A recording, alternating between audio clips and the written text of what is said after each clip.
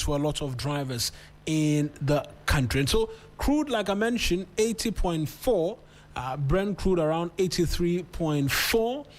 But let's get you into the weather as we as well welcome Noble Crosby Annan, sharply dressed. I must say, sharply dressed.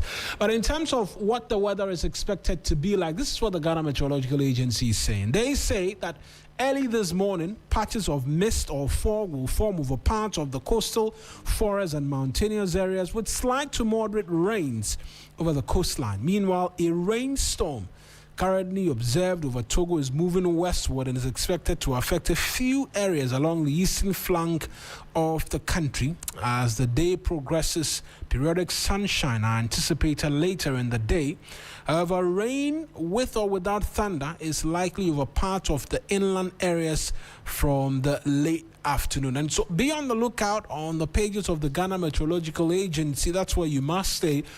Follow them, put their notifications on, and get the weather update as they provided all throughout the day for you here on the 3FM Sunrise. With that out of the way, time now for us to get into some great music. Kind courtesy DJ Phil, after which we're back. Myself, Noble Crosby Annan, and the rest of the gang will gather, get you into the newspapers, and great conversations as well for you here on the 3FM Sunrise.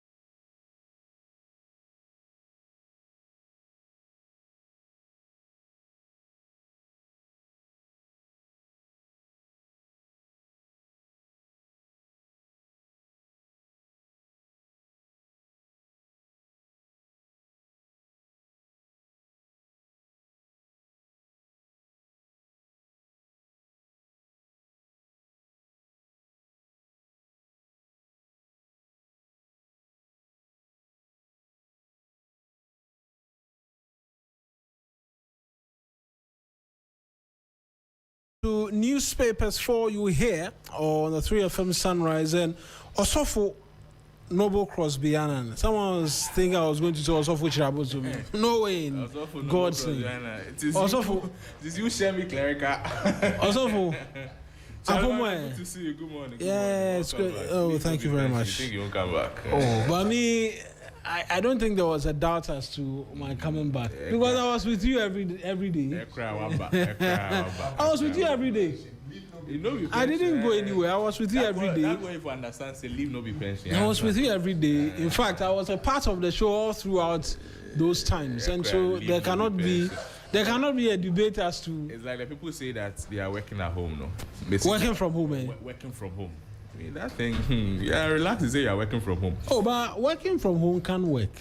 Oh, yes. You only that, for me and you, we can't sit behind a console from home. Go and create your own studio. So, you Charlie, have to come. Welcome. How was your leave, though? I mean, it was eventful. And not restful, that I can say very confidently. Not restful at all, but we give thanks to God that whatever it is that we wanted to do, we've been able to accomplish. And so we are back. Yes, we are back. We are back. It's a new week, new Monday. The 15th day of June 2026. Absolutely. And gradually we are. So this is like midway through June. So like the second part of June. Yes. Midway through June. There's this message that I saw from Ace Ankuma. You know him? Yes. Lawyer Ace Ankuma, and I would want to share it with everybody listening to us. So he wrote this on his Facebook page. He said, "Tell me one piece of advice you would have appreciated getting when you were first appointed as managing partner." That's something somebody asked him. And his answer is this: pace yourself. Not every moment requires you to be in overdrive. If something can be done tomorrow without causing harm or holding anyone back, there is wisdom in giving it the time it deserves instead of exhausting yourself today. Moving at a sustainable pace is not laziness. It is discipline. It is the confidence to trust your plan, honor your priorities, and execute them with intention. He says progress is not measured by how much pressure you place on yourself, but by your ability to keep moving forward consistently. Rest when needed, work when it matters, and remember, a well-paced journey often goes farther than a frantic spirit. This is something I saw on his Facebook page, and I found it so good. As we're beginning the new week, as we are entering into the second half of June, Charlie, don't kill yourself. Do what you can. Do what you must. And leave the rest to your man. Leave it. If you leave it for tomorrow and nothing will happen, leave it for tomorrow. Nobody is giving you an award. They're overworked. It does not happen anyway. Just do what you can. Pace yourself. If you cannot do it, take your time. Take a moment. Breathe. Because this world, Charlie, you will die and leave it. And whatever that you were working at achieving, somebody will come and work. How do you people say it? Your next of will come and take it. If you can't do it, you dare try. If you try, it's not trying. Leave it. It falls in line with. I read the book of Ecclesiastes. You know that when I read that during the leave days, I was asking myself why we don't hear a lot of messages from the book of Ecclesiastes when we go to church, because in fact the things Ace Ankuma says in this post is mentioned in some parts of the book of Ecclesiastes when you read it, that it advises prudence, he advises good work, he advises you to continue to go on, but he also admonishes you that you have to relax, because after all is said and done, it is vanity, and somebody will come to inherit when they do not even understand what it took for you to build. And so sometimes even God, who created the world, he rested. And so, in fact, just sometimes Matthew 11:28, come to me, all ye that labor and are heavy laden, and I'll give you rest. What's awful? If rest is not important, how is God is telling us to come and give us rest? Shall we be after head? Rest. Work hard, no doubt. But if you can't do it, if there's something you can put to the next day, Charlie, do it. You understand? If you don't do it and you die, Barry, you come and eat food in your. We'll enjoy at the funeral. That's to look where you see something. Message of motivation as well by the evergreen Osofo Novo Cross Viana. You do, people will take it serious. You do, God will call me my boss. I beg you, relax for me. Why are you all running away from the unction and anointing of the Holy Spirit? People, they have heard God mention their names. But the week is starting off very well.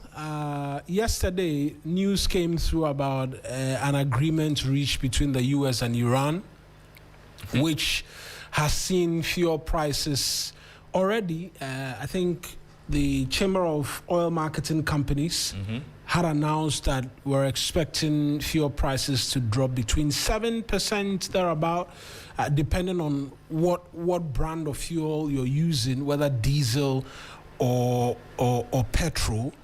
And as well, the news as well emerged as to further decline in terms of prices on the global market.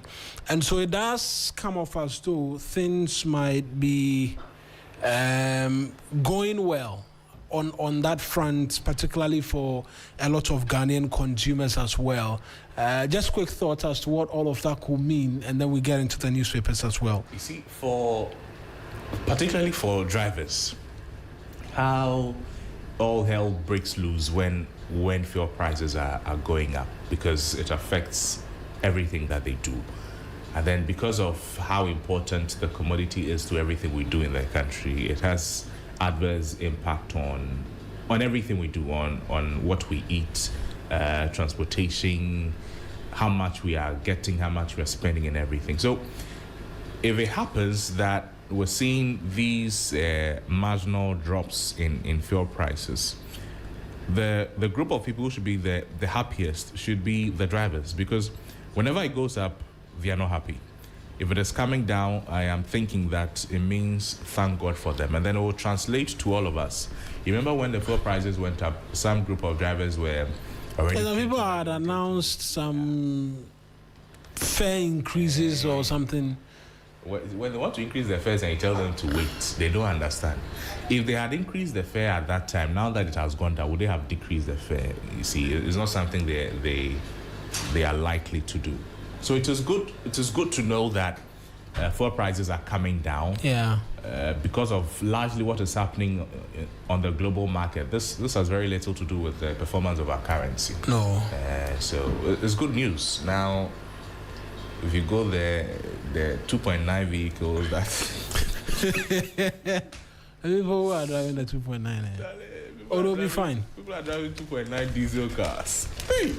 They'll be fine.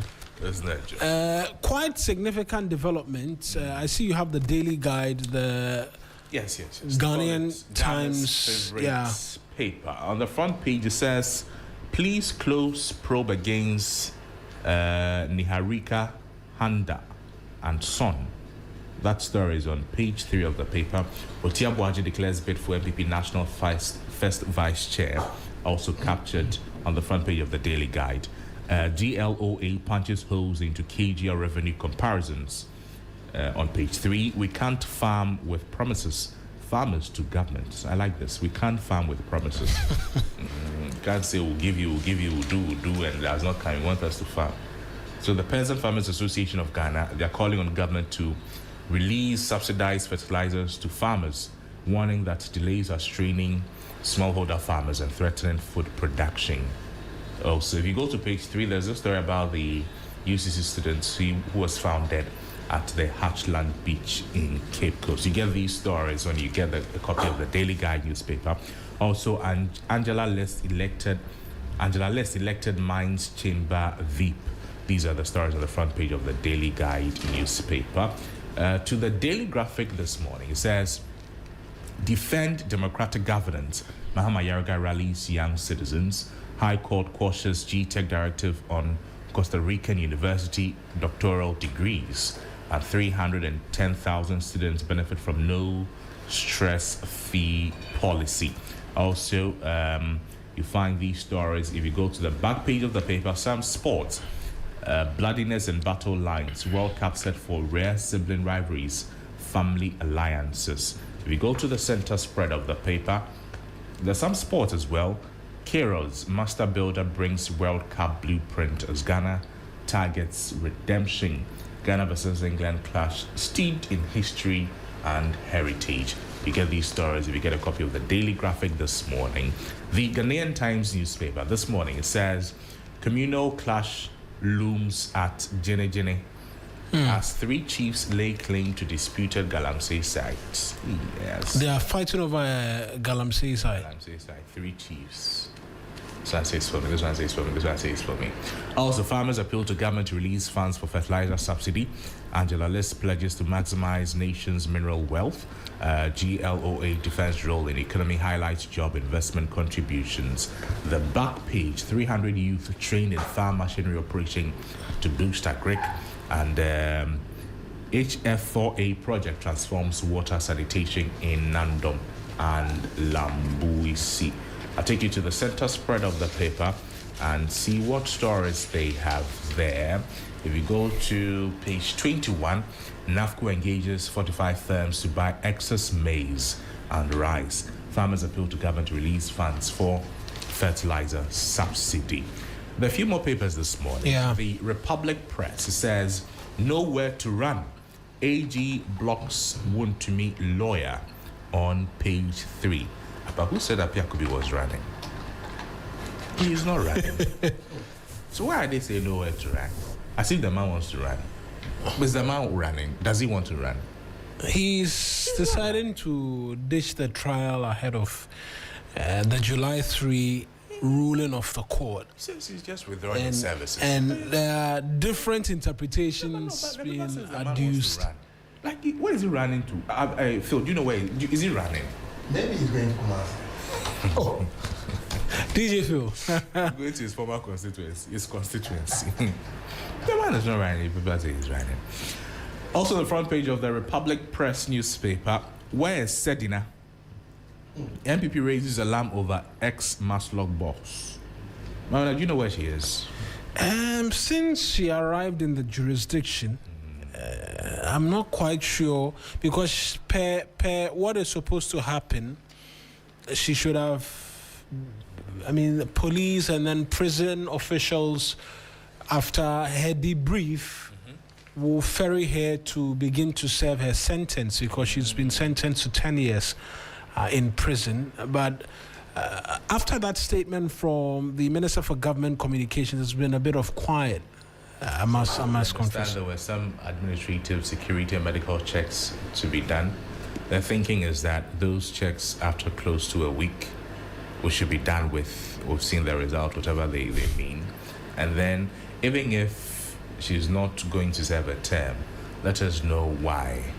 I'm not sure that comes up immediately if she's not going to serve her term. If there are delays, because there's delays as to why she should serve her term. Yes, as to why she has not been, as you put it, ferried to serve a term yet. Then maybe come and tell us that after when we did the medical checks, we found A, B, and C, so she is at A, B, and C receiving treatment before we take her to the place, because all of this is lending to the claims and the concerns people raise that Madame Tamaklo has come at a time, or at a favorable time, where the political climate favors her. So although the expectations of people is that she's going to serve a term, in reality, it may not be as people expect it to be. Now, where is Sedina? MPP is raising alarm over ex-Maslock boss. They don't know where she is. Has she begun serving her term? Is she in some hotel relaxing? Does she have the state protect? A lot of things. And all of these are very legitimate questions. Exactly. Be that whether or not they are coming from the opposition, very, very legitimate in terms of demanding a bit of answers.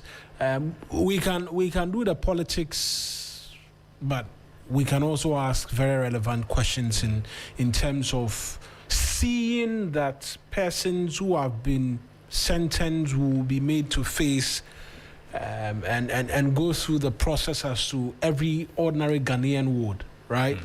So yes. Anyways, also the front page of the paper talking about people running. Sophia Kufu walks away from Council of State. At least this one they didn't say runs from Council of State. They say that the woman said she will not do again. It's on page 3 of the paper. Former Chief Justice Sophia Kufu has resigned from Ghana's Council of State, ending her tenure on the constitutional body that advises the president on matters of national importance.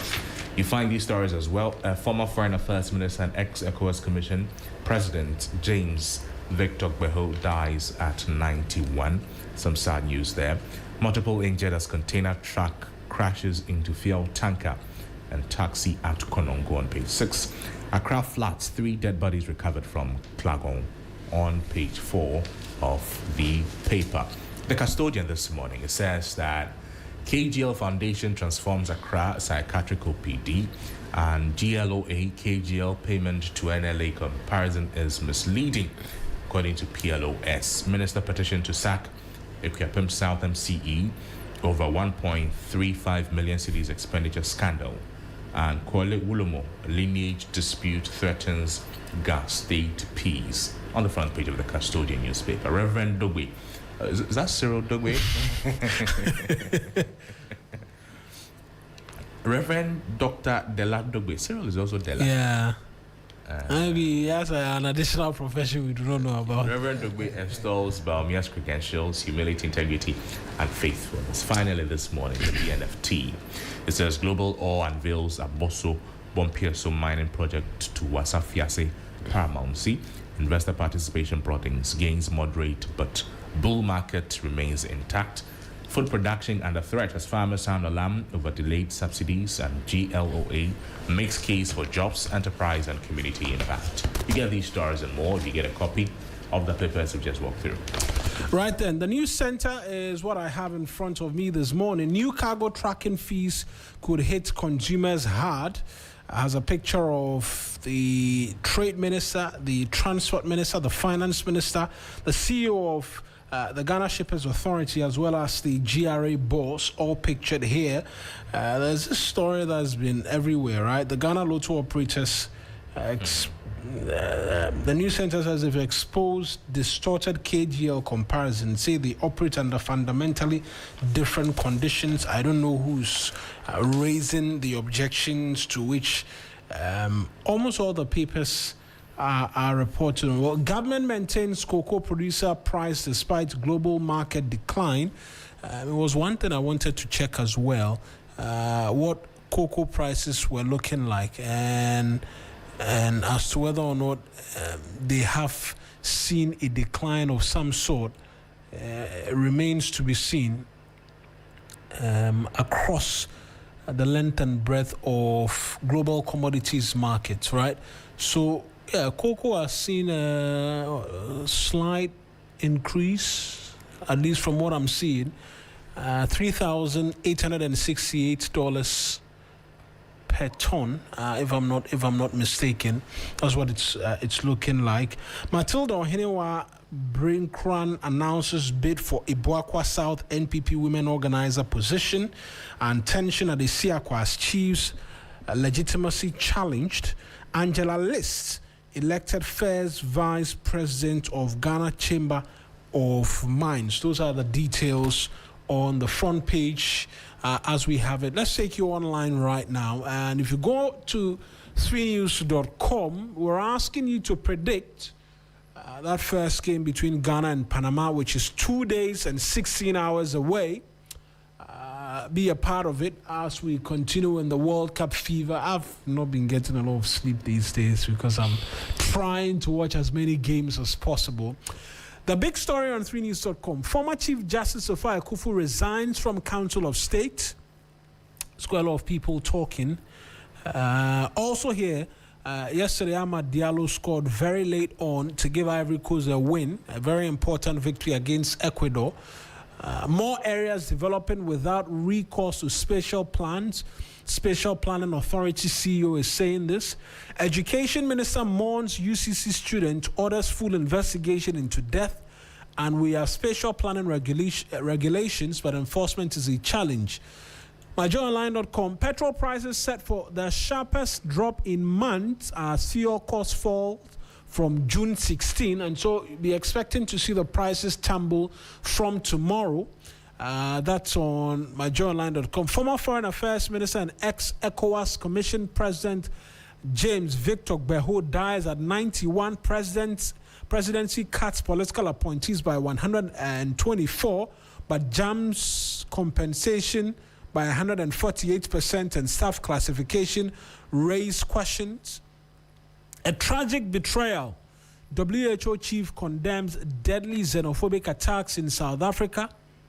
City Newsroom, they are also on the fuel price decreases. Fuel prices in Ghana likely to fall as global oil prices drop after U.S.-Iran peace deal. Treasury bill auction oversubscribed as government raises 8.29 billion cedis. No trained teachers, collapsing classrooms, Gakon school in distress, and ECOWAS Commission mourns former President Victor Egbeta. They also have the former CJ, Sophia Kufu, resigning from the Council of State. And that's where I'll take it from this morning here on the show. No word, really, as to why she's resigning. I see a number of the papers have it, and it's on the online portals as well. But I mean, Cross, when you heard the news, I mean, I was a bit surprised when I heard that she's decided to resign. But from the stories and what it is that we gather, she's not been attending meetings that have been held by the Council of State since that entire conversation, and the Council of State had to take a vote as to whether or not a prima facie case had been developed or found against a former CJ, which led to her removal. And all of the conversation which surrounded it, that's what the report suggests. And it's not been smooth sailing since then, leading to her resignation as at yesterday, since the news broke. When the news broke yesterday, I was not very surprised. Well, I was not surprised at all, because if you have listened to the former CJ, particularly at the time when the Gertrude Tokono case was happening, and all the invitations to the Council of State to do what by the Constitution they are expected to do, it will let you think that she was not in agreement with a lot of the decisions the council was taking in the council's advice to the president. But as expected, because of the numbers there, I'm thinking that the majority carries the vote when they go on meetings. And she is very strong in her conviction, and a lot of things did not sit well with her. Although her official reason has not been made public yet, it is linked directly to the disagreement with the processes that led to the removal of Gertrude Tokono. She submitted her resignation, according to reports, towards the end of 2025, last year, and then stopped attending Council of State meetings after the role in Gertrude Tokono's issues. Particularly like what you mentioned, the prima facie case established against the then Chief Justice, when the reports were that 30 out of 31 members voted in favor, while Madame Sophie Kufu was the only abstention. Yeah. That was clear-cut disagreement over a fundamental principle she holds very, very dear. So instead of going to the Council of State and then maybe impeding the work of the Council of State, or going to the Council of State working like they wanted to work, but against her personal beliefs, she has decided to resign. I think it's a good thing if we encourage some of these things in our part of the world. If I disagree with you, I don't want my name on what you're doing, so I'll just leave. if that happened with the former finance minister, Ken Ofori-Atta, we may not be at this level of conversation, at this level of stress on the economy. So it's good she has resigned. We'll get to know her real reasons. All the things we're talking about are from sources, are from persons who are around the conversations, exactly. So we'll leave her. I'm sure she knows what is best for her. I don't know whether there are provisions or avenues in the Constitution to replace her when something like this happens, to replace a member of the Council of State who decides to resign. Right, and I'm sure we'll get into some of that. The other aspect is perhaps what this does in terms of perception, right? General perception as to what this means for the government, because granted, in your words, disagreement as to procedure and certain things being done, and she feeling that, and these are all conjectures. Let's be very honest. These are all conjectures that were put in forward. Her appointment onto the Council of State was roundly welcomed, right? Because she was Chief Justice during the time of the previous administration.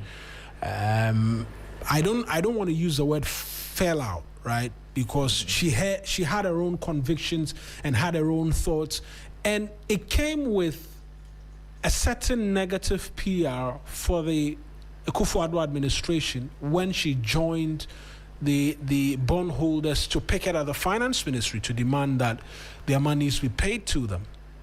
In fact, Martin Pebu hails her every day when he takes his turn during the key points. Calls her Yasanto, and rightly so, because the perception is that if you do not find favor with a particular administration, or if you do not align in terms of views, you do not get the high position as Chief Justice. So for her to have, that's why I said I don't want to use the word fallout, but for her to have taken a different position in terms of development and happenings within the country, a lot of people saw it and welcomed it very greatly, right? And so her appointment as well was roundly welcome. And so to have her decide that she's stepping down, and she didn't shy away from a disagreement as to the process and everything that had to do with the removal of the former CJ Tokonu. People were saying that she broke a certain oath of secrecy when all of that was happening. But see, like you mentioned, Mawuena, it's a bigger question or a bigger issue about credibility. It will bruise the image of the Council of State in a certain way. We know the composition of the Council of State and the people who get there, where they come from or where they belong. It is an open secret. So if somebody of Madame Ekufu's stature in society is there, it goes a very long way to make up for the political tilts in the Council of State, if there are any. Now, if this person again is leaving the Council of State, it means that all the balance that her presence, her stature, her knowledge, experience was giving to the Council of State is also going with her. Because she, yes, just like all the other members, but she is not an ordinary member, if you like. This is where it becomes politically very, very heavy for the Council of State. Morally, politically, the Council of State may now seem very exposed, creating a perception that there was serious discomfort inside the council itself, adding to the argument and the conversations that led to her resignation and all of that. It's for people who have always been speaking against the Council of State. They just rubber stamp in terms of advice, and this plays directly into their hands, because like we're saying, she's a Fire Kufu from the previous administration, in the government, in the Council of State right now, and then she's leaving. So what happens to the rest of the people in the Council of State? Do they get to balance it as much as her presence was doing it, even if it's only for perception. You understand? But the good thing is that her resignation does not invalidate the council's work. And that, although a vacancy has occurred, the constitution will make way for the vacancy to be filled. But politically, morally, there are some questions to be asked of the Council of State, and in terms of perception as well, there's a huge valley that needs to be filled. With regards what happens to the void, she was appointed to the Council of State by the president, and so it only presupposes that he will have to make an appointment to replace. And following her appointment, she was supposed to have enjoyed a term coterminous with the term of the president, right? And so until the president was done, she pretty much would have been member of the Council of State till then. I want to take us back to some 9 months ago, right? September 2 to be specific, when Joseph Akabley sat with her and she made known her disagreements with the entire workings, which led to the removal of Gertrude Tokonu as Chief Justice of the Republic. And I recall you mentioned that some persons said she violated the oath of secrecy that had to do with it, and all of that. But here is Sophia Akufu in her own words, right? When she spoke to my colleague Joseph Akabley some 9 months ago on the development in relation to the former CJ, and what now we're understanding became the genesis really leading to her decision to step aside from the prestigious position as someone whose advice the president can listen to in terms of matters in relation to policy.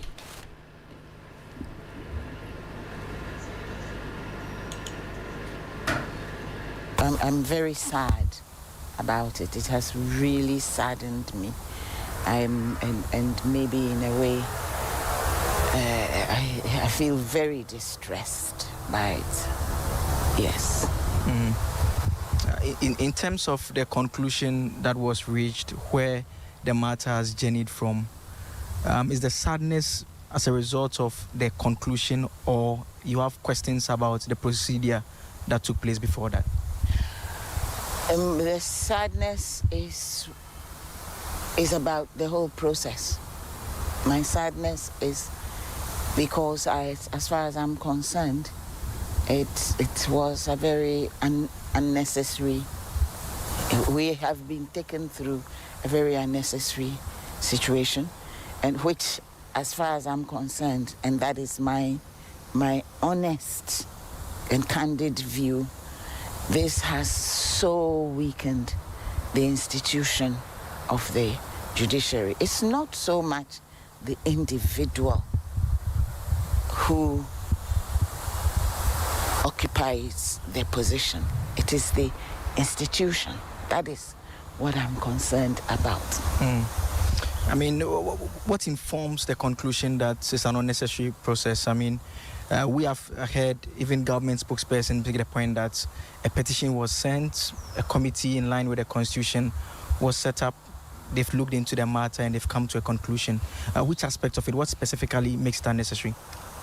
I think that, you see, there has always been something wrong with Article 146, and particularly with the procedure that it sets out, and especially as it regards the position of the Chief Justice.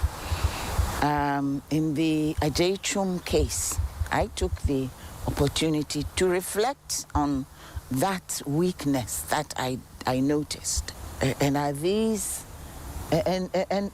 are not so, to me, they lack the gravity. They lack the gravity that would lead to a grave outcome, such as the removal of the head of an institution of justice. I've deliberately phrased myself that way.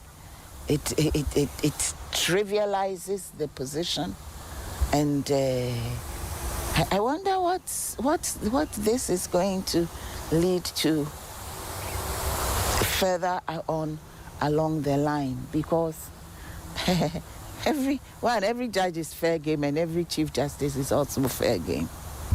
I mean, is that to suggest that you suspect there could be a ripple effect in that? Oh, definitely. Any matter? It's not suspect. I foresee, not tomorrow, maybe not next year, maybe not in 5 years' time, but along the line, yes, unless those provisions are dealt with effectively in a revised constitution. Maybe a more direct question. I have seen the letter that was written by the Secretary to the President to the former Chief Justice. And that's the other thing. A warrant, a person holding a presidential warrant, that's what the position is. You become Chief Justice because you have received a presidential warrant. You can receive all kinds of letters that you are hereby appointed, but if you don't have that warrant, does that make you Chief Justice? Yeah, okay. So if you're removing the person from the position, is it a subordinate who signs the letter? Is that the way it's supposed to be done?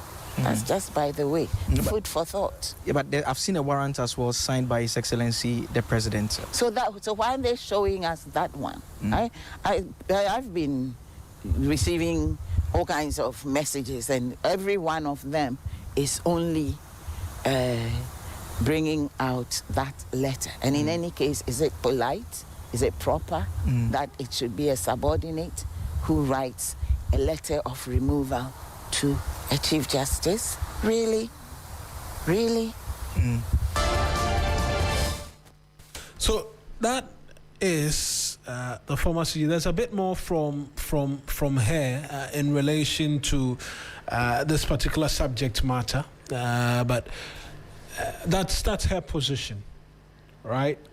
And has been a position, has been a conviction she's held up until now, which has led us to where we are at the moment. I'm sure we'll get into a bit more of this when we get into the big conversations as well for you. But in terms of context, and Crosby, I'll just come to you briefly. If you go into the Constitution, to be specific, she was appointed to fill a specific void, right? So out of all the 50 plus members of the Council of State, there are persons who are mentioned specifically where the president must make appointments to. So Article 89, right? Clause 1.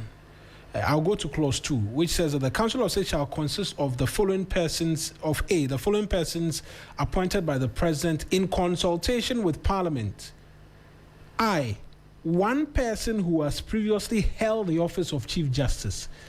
And that was a position. In fact, the first itemized person within the contemplation of the framers of the Constitution as to who must sit on that Council of State when it comes to advising the president is an appointee who has held a position as a former Chief Justice. And that was the position she got. And so, I think when we were off, we were asking which other former CJ we have who can fill that slot. There are quite a number. A number of former CJs. And so it remains to be seen how long this void can remain. But let me have you come in as well, because I saw you were reading a few things. Well, it still has to do with what happens now to the Council of State. but we should note that the Council of State will still function. The meetings, advice, and decisions of the Council of State will not be automatically invalidated because of the absence or the resignation of the former CJ. Now, we also know that the president must fill this vacancy because it is a specific constitutional category. The replacement should be someone who has previously served as Chief Justice, just like you've mentioned. We've also spoken about the bigger issue, which is credibility, not legality, and then how it also talks about perception and how the council may be legally, morally and politically exposed, that there was serious discomfort inside the council itself, also feeding into the argument that the token removal process was not as clean as it should be, was not united, institutionally settled as government actors may want the public to believe. So all of these spins and interpretations can be given to this, and nobody will be entirely wrong to think like they are doing. Now, this is what will happen. After the confidence in the Council of State is weakened as a result of this, people now begin to ask whether the council acted independently in that process. It would also raise concerns about judicial independence, because this involves one former Chief Justice reacting to the removal of another Chief Justice. Normal resignation, maybe the public may not see it like that. Giving credence to opposition and civil society as well, when they'll say that the Council of State, just like we've mentioned, a rubber stamp organization, rubber stamp institution, does not or cannot go against the president. It is also possible that in the coming days we'll hear that it was as a result of a personal decision that she took, and that nobody can begrudge her, not because she disagreed with the removal process of Madame Gertrude Tokonu or anything. Just she thinks she's not, or she does not want to be there again, and you can't begrudge her for that. So all of these options are available to us, and in the coming days maybe we'll get some clarity. When we get some flesh onto the bone, we'll know what has really happened, and then interpretations or analysis to make in that regard. Right. A bit more on that for you if you stay with us here on the 3FM Sunrise. I'm seeing as well latest from the Global Info Analytics on ratings in terms of the work that the president has been doing, amongst many other things. We've spoken about fuel prices already, and so I'll skip that. But the WHO, is it boss, has had reason to speak to the xenophobia wave currently ongoing in South Africa, and he sort of confirmed a bit more in terms of deaths that's happened. I have to be honest, I'm so quite surprised. I think I was away when the Ghanaians returned, and I saw the video where you interacted with one of them here in the studio as to what life is like there. And I mean, for the life of me, I can't seem to come to terms with why things are the way it is in South Africa. And I think Julius Malema best explains what's happening, because he argues that, look, this is beginning to look like it's state-sponsored. Because the people are going about causing rampage, illegality playing out in the open, and they are being protected by the police, and they are being covered extensively by the media as they are harassing people in the streets and whatever. It's caught the attention of the WHO now, and they are expressing grave misgivings. I'll read exactly what Ghebreyesus is talking about. This is what he says on his social media page. It is profoundly heartbreaking to witness another surge of xenophobic violence in South Africa this week. Hundreds have marched on Parliament. Thousands of families have been displaced, and lives have been tragically cut short. These include at least 5 Ethiopians killed earlier in the attacks. and 5 Mozambicans who died in Mossel Bay. Thousands more are now fleeing for their lives. To see South Africa turn to xenophobia is a tragic betrayal of the country's struggle for independence and freedom. African nations stood united to dismantle apartheid. Ethiopia proudly supported Madiba Nelson Mandela in 1962 and issued him a passport so he could travel the continent. Other countries helped in many ways, including with political and financial support. And this one I want to add, in the thick of the happenings, we showed a check by a Ghanaian to Nelson Mandela, some thousands of dollars. He continues to say that disagreements and grievances must be addressed by the justice system and the rule of law, never through vigilante violence and collective punishment. South Africa deserves better. Africa deserves better. Stop the hate, protect the vulnerable, uphold our shared humanity. This is the post from the WHO boss. And if you look at the comment that have come under the post, it tells you how there's a far problem South Africa has fallen. And then if you look at the demeanor of the president of South Africa, Cyril Ramaphosa, when after weeks, months of these things happening, when he finally decided to come and talk, just look at what he came to say. As if he was living in another country, does not know what is happening in South Africa. He seems oblivious of the things happening in his own country. Or he's very much aware, but politically unfavorable for him. Yeah, because if you go up against them, things, then... It is inviting into the conversation the role of the continent's bodies. The continental bodies like EU for instance. This is not the first time xenophobia is rife in South Africa. It's been happening for years. Do they have a plan? First of all, do they have a plan to deal with these things when they come up? Because we know it has a pattern to it. It has a certain structure to it. So if you were willing to solve it, at least you put in place something that you will trigger when these attacks begin to happen. You may not be able to prevent it entirely, but if it is happening, then you know, okay, I have so and so to do to reduce it or to stop it. It appears that they don't have anything.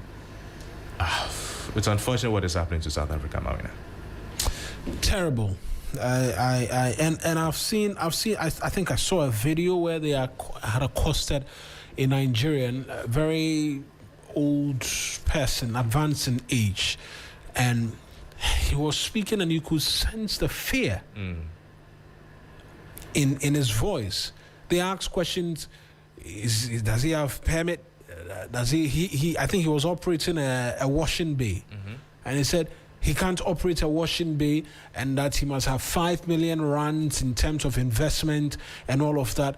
Then the man says, my business is worth more than 5 million rands. And so if it's about qualification, I have it. I also have the permit and everything that you're talking about. Then they say, no. You must close the business down because it belongs to South Africans. Someone started their business from scratch. Escaped Nigeria during, was it a civil war? And has built his life. Has all the proper documentation. And you wake up one day and say that it belongs to South Africans. Through what means? You wake up and you say they should go back. You know, and I think I side with you when you make the point that, look, the rest of the African continent has kind of watched on and said, oh, it's their people and it's their country, and so, okay, there's a bit of quiet here and there, but now it's reached the realms of absurdity. You see, this position may sound undiplomatic. You see how almost all countries have left commentary on the South Africa thing to the Foreign Affairs Minister or their respective foreign affairs ministers, the presidents of the various countries they have not spoken directly in condemnation yet. That I can understand. But if nothing is changing from quiet diplomacy, if you're doing diplomacy behind closed doors and it is not working, it does not seem that South Africa is listening to what you're saying, leave the room and come and take some drastic action outside. I'm not saying beat South Africans or sack them, but if all other countries affected by what is going on in South Africa, if Mozambique will go, if Ethiopia will go, and then they'll tell the South African envoy in their country that just pack your bags and leave. When your country now has sanity, we'll look at whether bringing you back into our country. If all envoys from South Africa and other countries are asked to go, you're not beating them, but you are sending a clear signal that violence is not, you're not the only person entitled to violence. If we want to do some, we'll do it, but we are doing it at a higher level. We're not getting into the gutters with you to beat you. But for the South African envoys, high commissioners, ambassadors, all the diplomatic team of South Africa and other countries, we don't seem to want you here because you don't want our people there. So then what are you doing here? If all other countries take a stand like this, I think that South Africa may learn some lessons. It's unfortunate that they may have to do this, but when push comes to shove, when your back is against the wall, you need to defend yourself. And even before the rest of the continent goes in hard in terms of direct confrontation in a similar fashion, they are beginning to feel it. Oh, yes. When the continent is not supporting you, you're playing World Cup. You're the first African country to play there. You're even going far as to support on the World Cup stage. Back home, who have run their informal sector and helped with a number of things. I think I saw videos of bus terminals and buses parked, nobody driving them, some shops and malls, some small shops and all of that closed with persons not available. But their businesses are beginning to feel it across the world and not just within the African continent. I was seeing, was it the Minister of Trade or was it speaking to the fact that even South African artists, right, who receive bookings along the African sub-region are seeing their bookings being cancelled. The persons are telling them that go away with your xenophobic self and your ideals and what you believe in. And that some of the artists were beginning to reach out that, look, what our people are doing is beginning to affect my pocket because I was booked for a show. Now it's been cancelled and I'm being told I shouldn't even bother to pick a flight and head towards my destination. And Julius Malema put it very nicely. He said that when Ghana took the first 300 back home, he said, now Ghana has removed 300 of its nationals from your country. Does it mean that the government of South Africa has created 300 jobs? That's not what it means. So whatever you're doing, the idea you have, what you think is creating, whatever solution you think what you're doing is finding is not existent. The other time I was speaking to an international relations guy and I nearly said, does it mean that the people in South Africa and their president, they are living in the paradise, something paradise? Fool's paradise. I nearly said that. You see, they are not being real with themselves. They are just scratching the surface and hoping that what they are doing is the solution to their problem. But eventually they'll find out it is not. And by the time they do, it may be too late. I also want to say this, that what is happening in South Africa, it provides an avenue to other African states to grow bigger and then become a voice on the continent. You know the resources South Africa commands. We know how developed they seem to be. Now, if the person or the people you look up to as big brothers are behaving this way, then you, the small brother, should take it upon yourself to build yourself up in a way build capacity so that even in their absence, you can step into their shoes and do what they're supposed to do that they're not doing. So Nigeria, a big player on the continent, should be seen to be doing something more, so that even if South Africa is doing this, you can easily disregard South Africa because there's another big boy in the compound. Fair points. Fair points there. That's my colleague Noble Crosby, and you're still live with us here on the 3FM Sunrise. We're going now till 10 a.m. Newspaper review. I'm sure there are quite a number of stories. As I saw some of the farmers making reference to the fact that they don't operate based on promises, but I'll read a few messages as well which have come through. There's that Thomas Partey incident which has got a number of us talking. It was hugely debated from Friday all throughout the weekend as well. We mentioned Sedina Tamaklo. Pauline Amchali says that they should also bring Ken Ofori-Atta. Then the NPP can talk. Neron de Boanerges also says, how about if, you see, when Sedina has come, how about if Ken Ofori-Atta comes in the future NPP government? Speaking to possibilities of the as in what, when he comes in an NPP government? Yes. So Sedina has come when the NDC is in power. What about if Ken Ofori-Atta comes when an NPP government comes in power? I think it's very possible. Oh, well, it is. How long it has taken for Sedina to come back into Ghana? I think roughly about 3 years. I think roughly about 3 years, because I recall they began the extradition process around, is it 2024 or late 2023? And she's just been brought into the jurisdiction. She was arrested in April. Yeah. I mean, it does take some time. Yes, it does. We have to be honest.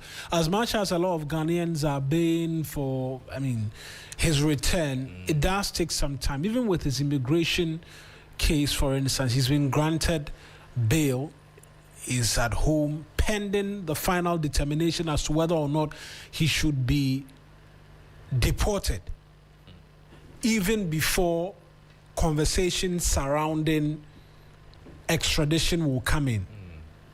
Right? So it does take some time, and the wheels of justice, they say, grind slowly. It doesn't excite a lot of Ghanaians the way it grinds, but it's the wheels of justice. It is the same Ghanaians who say wheels of justice grind slowly, and the same Ghanaians who will come and say that the wheels during the Wontumi trial has grinded very fast. It's the expedited hearing, I believe. These are the same justice wheels that we're talking about. Yeah, but roughly. I think I always make reference to, you see, the thing is about a political will. Right? The judiciary can, in fact, be efficient. And huge kudos as well to the current Chief Justice, right?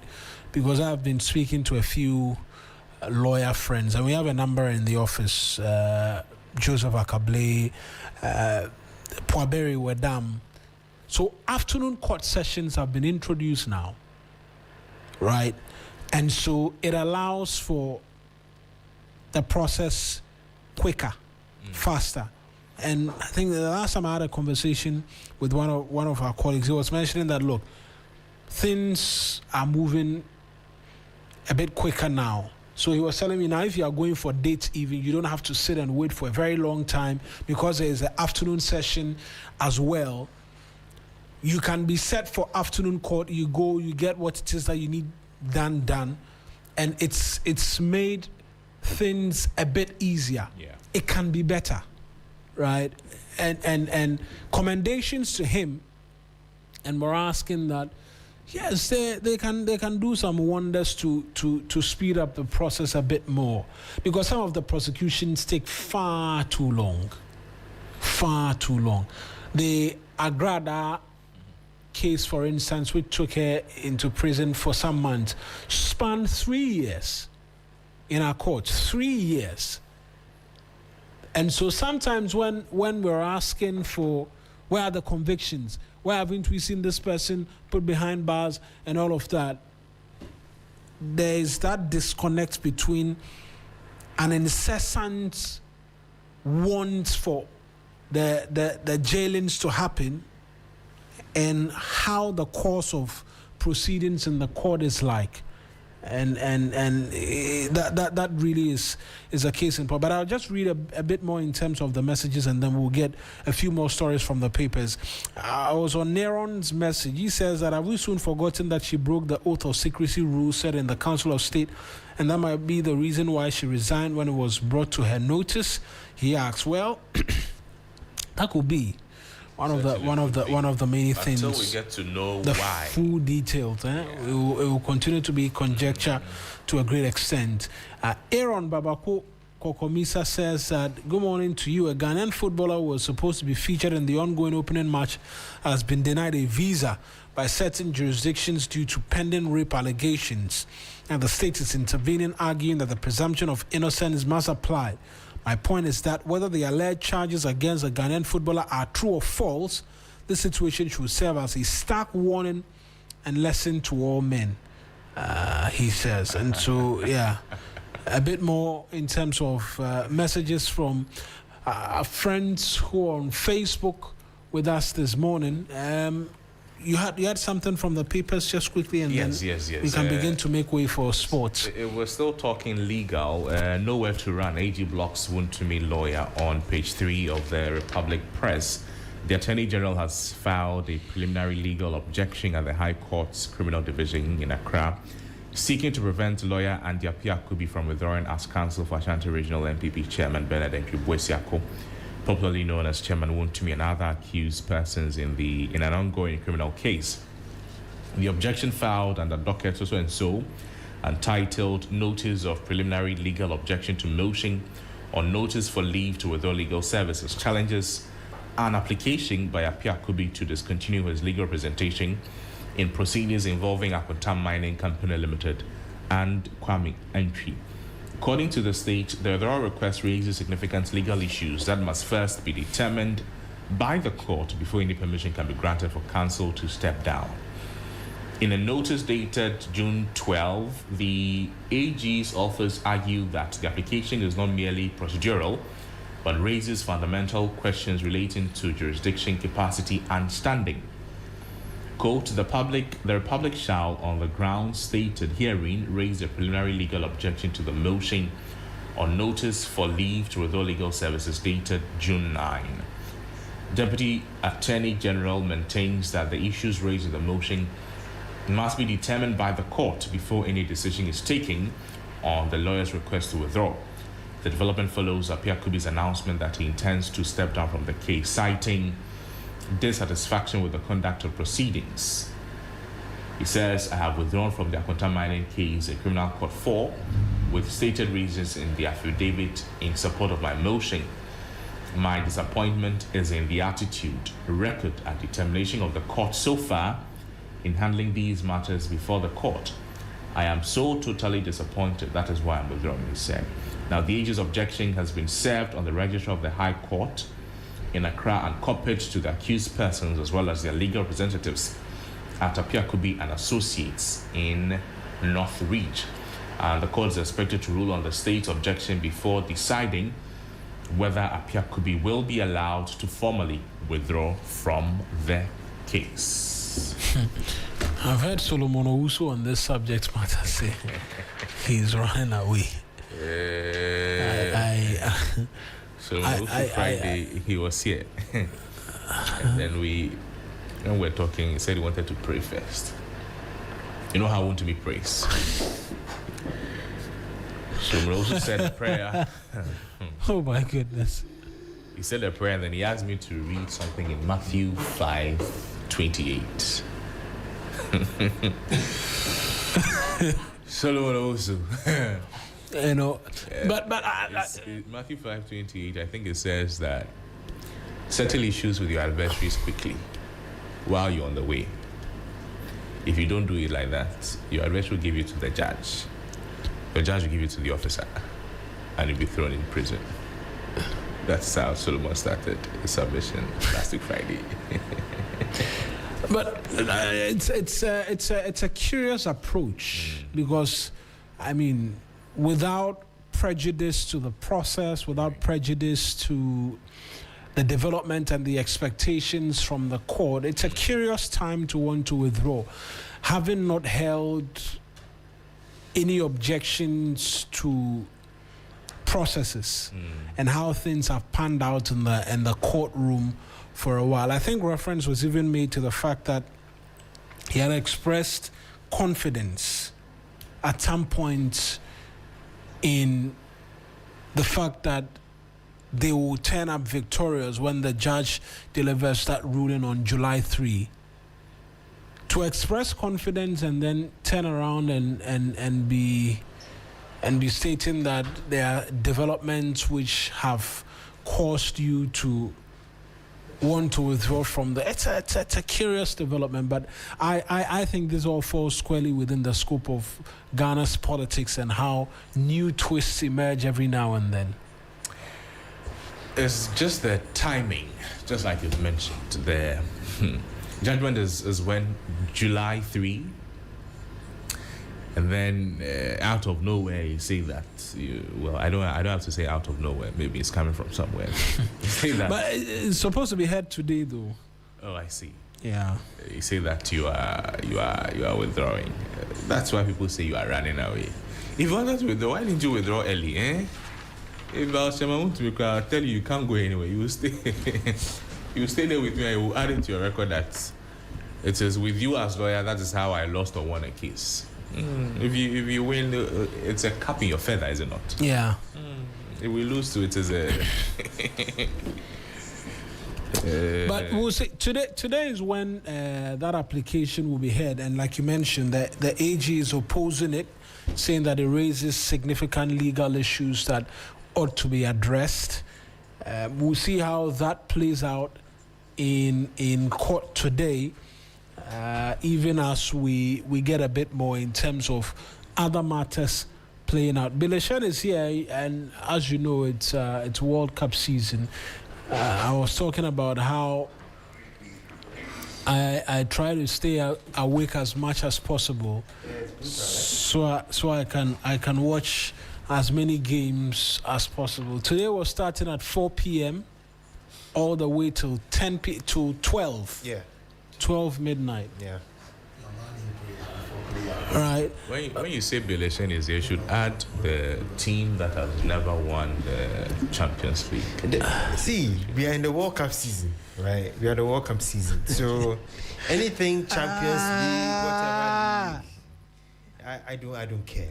Let's finish the World Cup. Just reminding you. Then I will come back to it. You get to the finals after decades. No, no. See. World Cup. Me, I have not said my own. You are saying you Pray for us now. So yeah. Ye bompire wo Hebrew mu. Shamak Israel Yehovah. Elahenu Yehovah ekat. We ahata et Yehovah.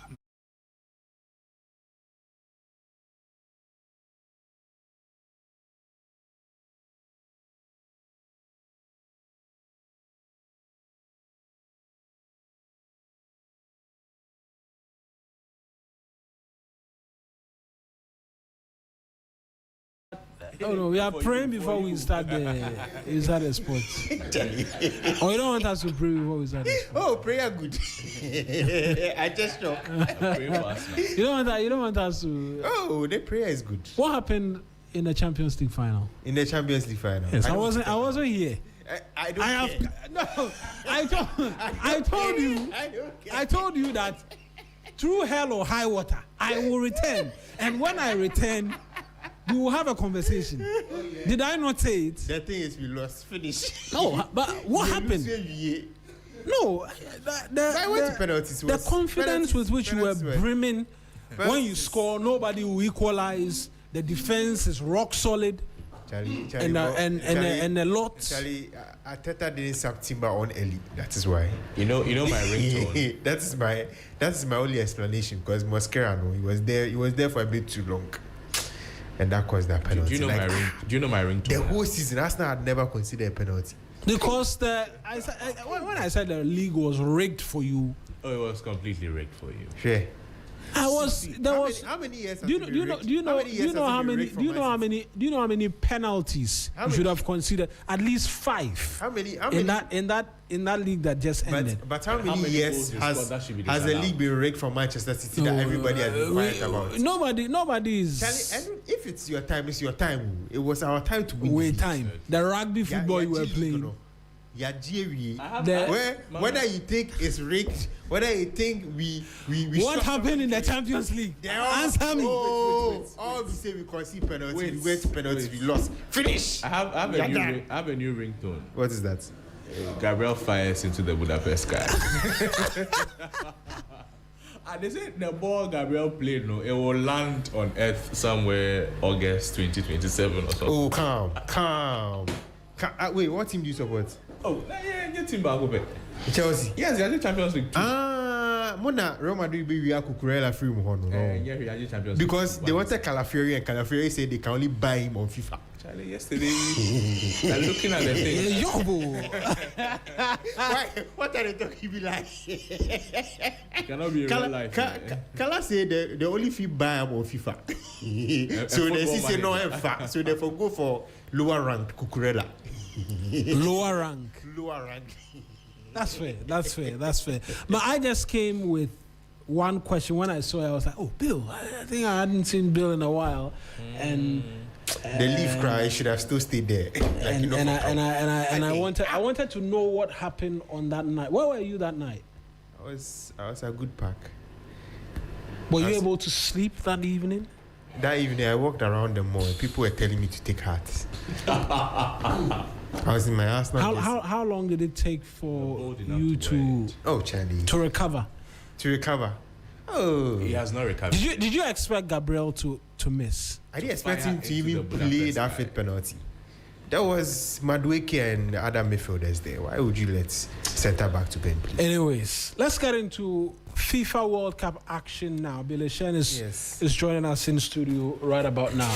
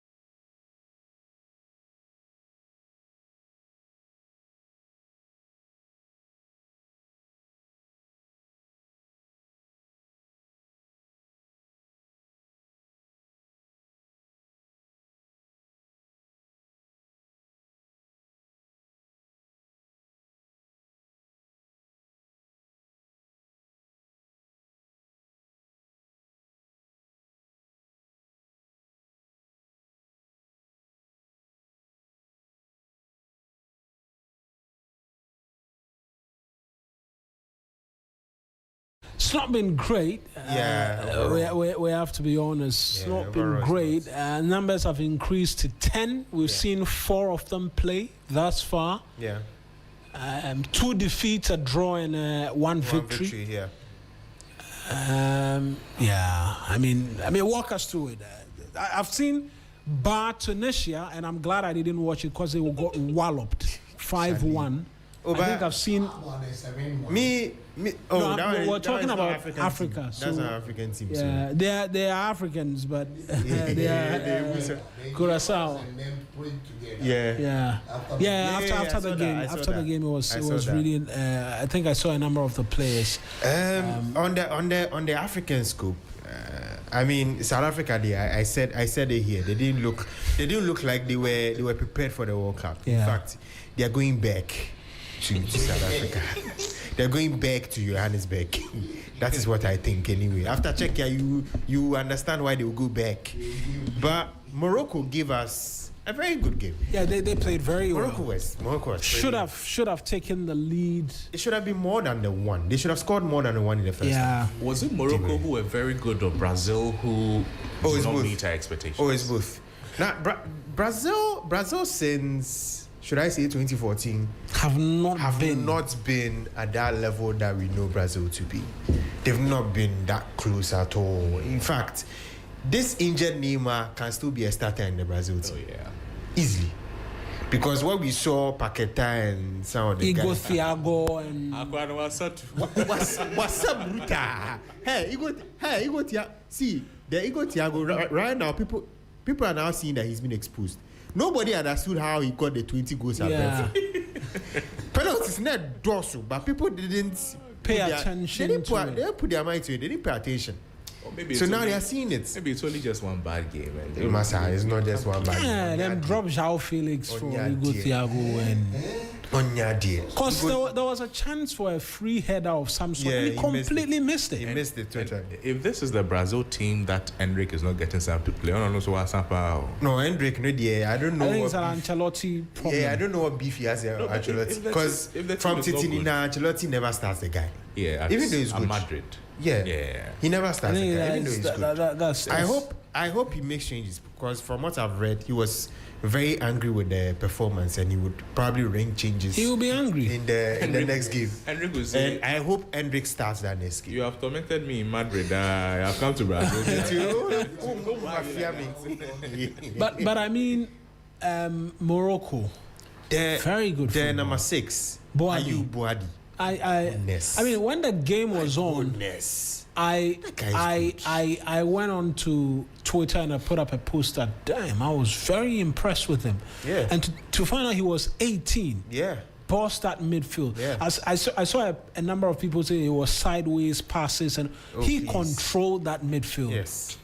The body checks. Yeah. The so confident under pressure. Yeah. So confident under pressure. Yeah. That's a star in the making. Yeah. And it was a shame he didn't get man of the match. I'll be very honest. I thought he deserved it. Yeah, for an 18-year-old to have walked into the Moroccan starting 11 and to have bossed that midfield in that manner. He was fantastic. He was fantastic. Absolutely brilliant. And I feel this Morocco team can go for it again. Yeah. And even his coach said he wasn't as impressed, because he's seen the level. Even more. He's seen the level he can actually give. So we can expect even a lot more from him. But Ayew Boadi, he should come to Arsenal next season. No, you come to Chelsea. But still on the African results, Cote d'Ivoire. Yeah, they got the first wave for an African country. After blowing quite the chances. Yep. Wasteful. Very wasteful all throughout that game. But it came very late on. Amad Diallo. And then he scored. We ended that game at 1 a.m. Can you imagine? But overall impressions as to the team. I think Ivory Coast have already shown that they are one of the best teams in Africa, and they are a team that is stacked in all areas and can go as far as possible in the tournament. I mean, the previous generations, although just as great or even better, were unlucky with their groups and all of that, so they never qualified out of their group. But with the expanded tournament, with this win already, they look like they are set to reach the round of 32 at least. Yan Diomandi, but I can't help but think his end product was a bit questionable. He's young, he's 19, so we can give him that. Okay, place. 19 is, he can be refined, because he ended up in very good shooting positions. Yeah. And if he took his time just a little bit, he would have scored. He could have caressed the ball a bit, and not once, but he's very good. I can understand why PSG wants him. Yeah, Yan Diomandi, very good talent. He gave Hincapié a run for his money, and Hincapié is a very solid defender. He's not shying away from Hincapié. Is a very solid. We've seen him. We've seen Hincapié. My 4 centre backs will start at Chelsea. True or false? What?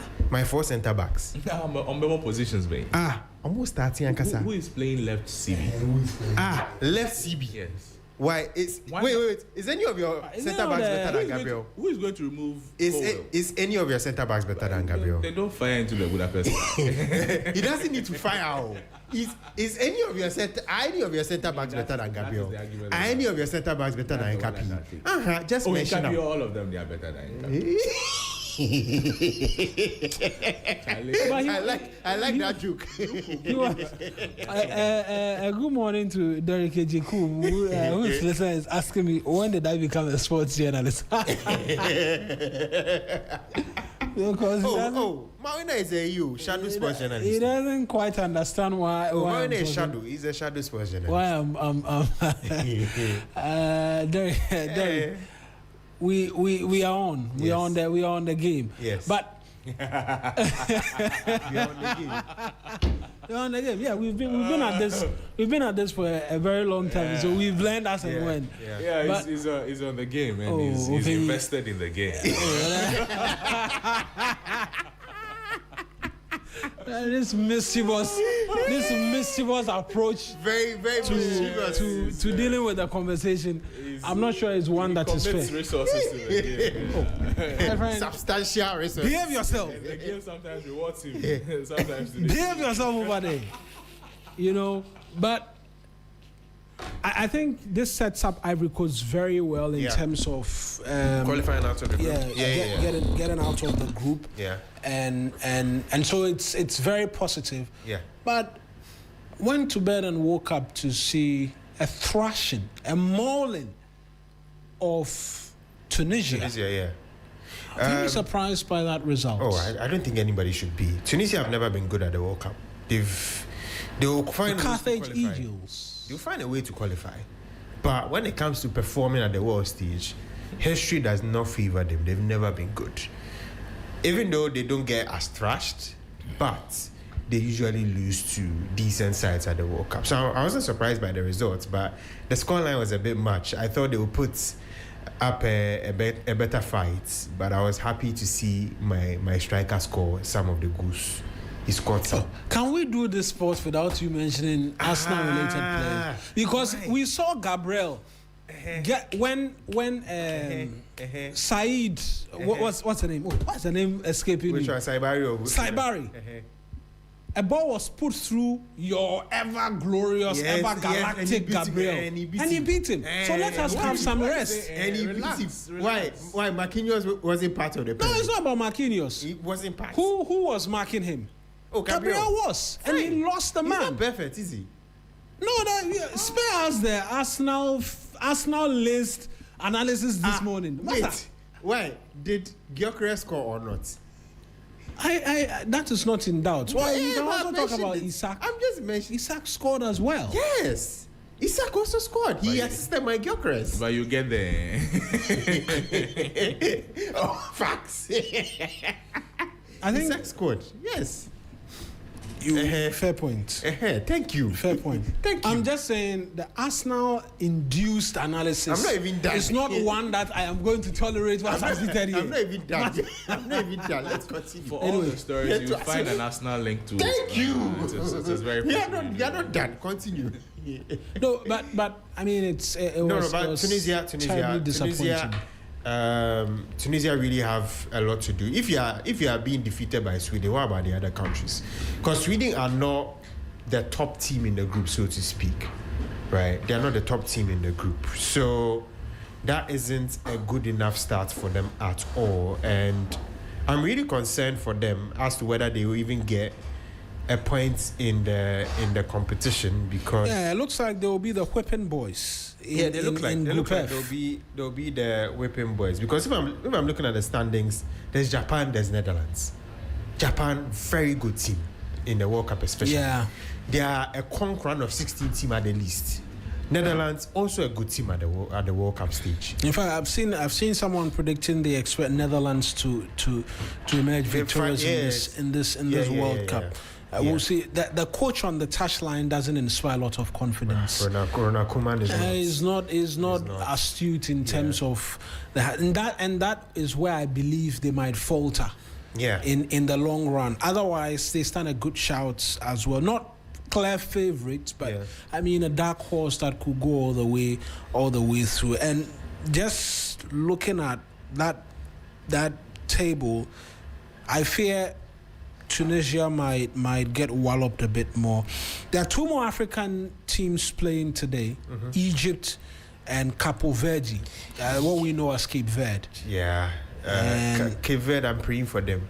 Yeah, I was going to say same, because they go up against Spain. I'm praying. If two of Lamine Yamal and Nico Williams are on the wings, it could be a bloodbath. That is why I'm praying. In terms of, I know that there will be scoring, but I'm praying that the scoring won't be as plenty as Germany versus Curacao, because I remember 2022 World Cup, Spain caught one team B, gave them 7, and at that time I had access to the 3 Sports social media accounts. Yeah. The match had reached 91st minutes. It was left with 7 minutes.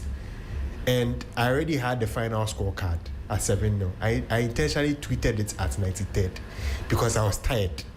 I didn't want Spain to score more. you know, they will be very ruthless. They can be very They ruthless. will be ruthless. And it could be a mauling. But I think in all of this, there's been quite the commentary as well as to the quality of games that we're seeing. The UEFA president, Seferin, had cause to make some comments which have not sat down quite well with a number of the football associations. I think I saw a number of... Morocco tweeted that, the Moroccan... Senegal as well. I didn't see the Ghana GFA handle tweeted, but we co-signed that statement as well. The quality will come. The football, the excitement will come. I mean, it always starts a bit slow, a World Cup, and then the fever. Very soon, all of us will come to the office very drowsy, because I, for one, I want to watch every game. Yeah. You know, and so a bit unfortunate the comments from him. We should respect every nation. Yeah. Curaçao got a goal against Germany. Yeah. The mighty Germans. Yeah. Who've been to 8 finals in World Cup history, the most, if I'm not mistaken, and won 4. Yeah.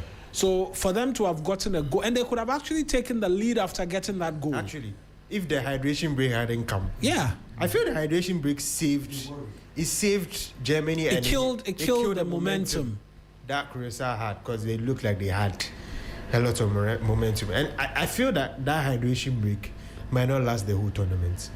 It's a killer of momentum.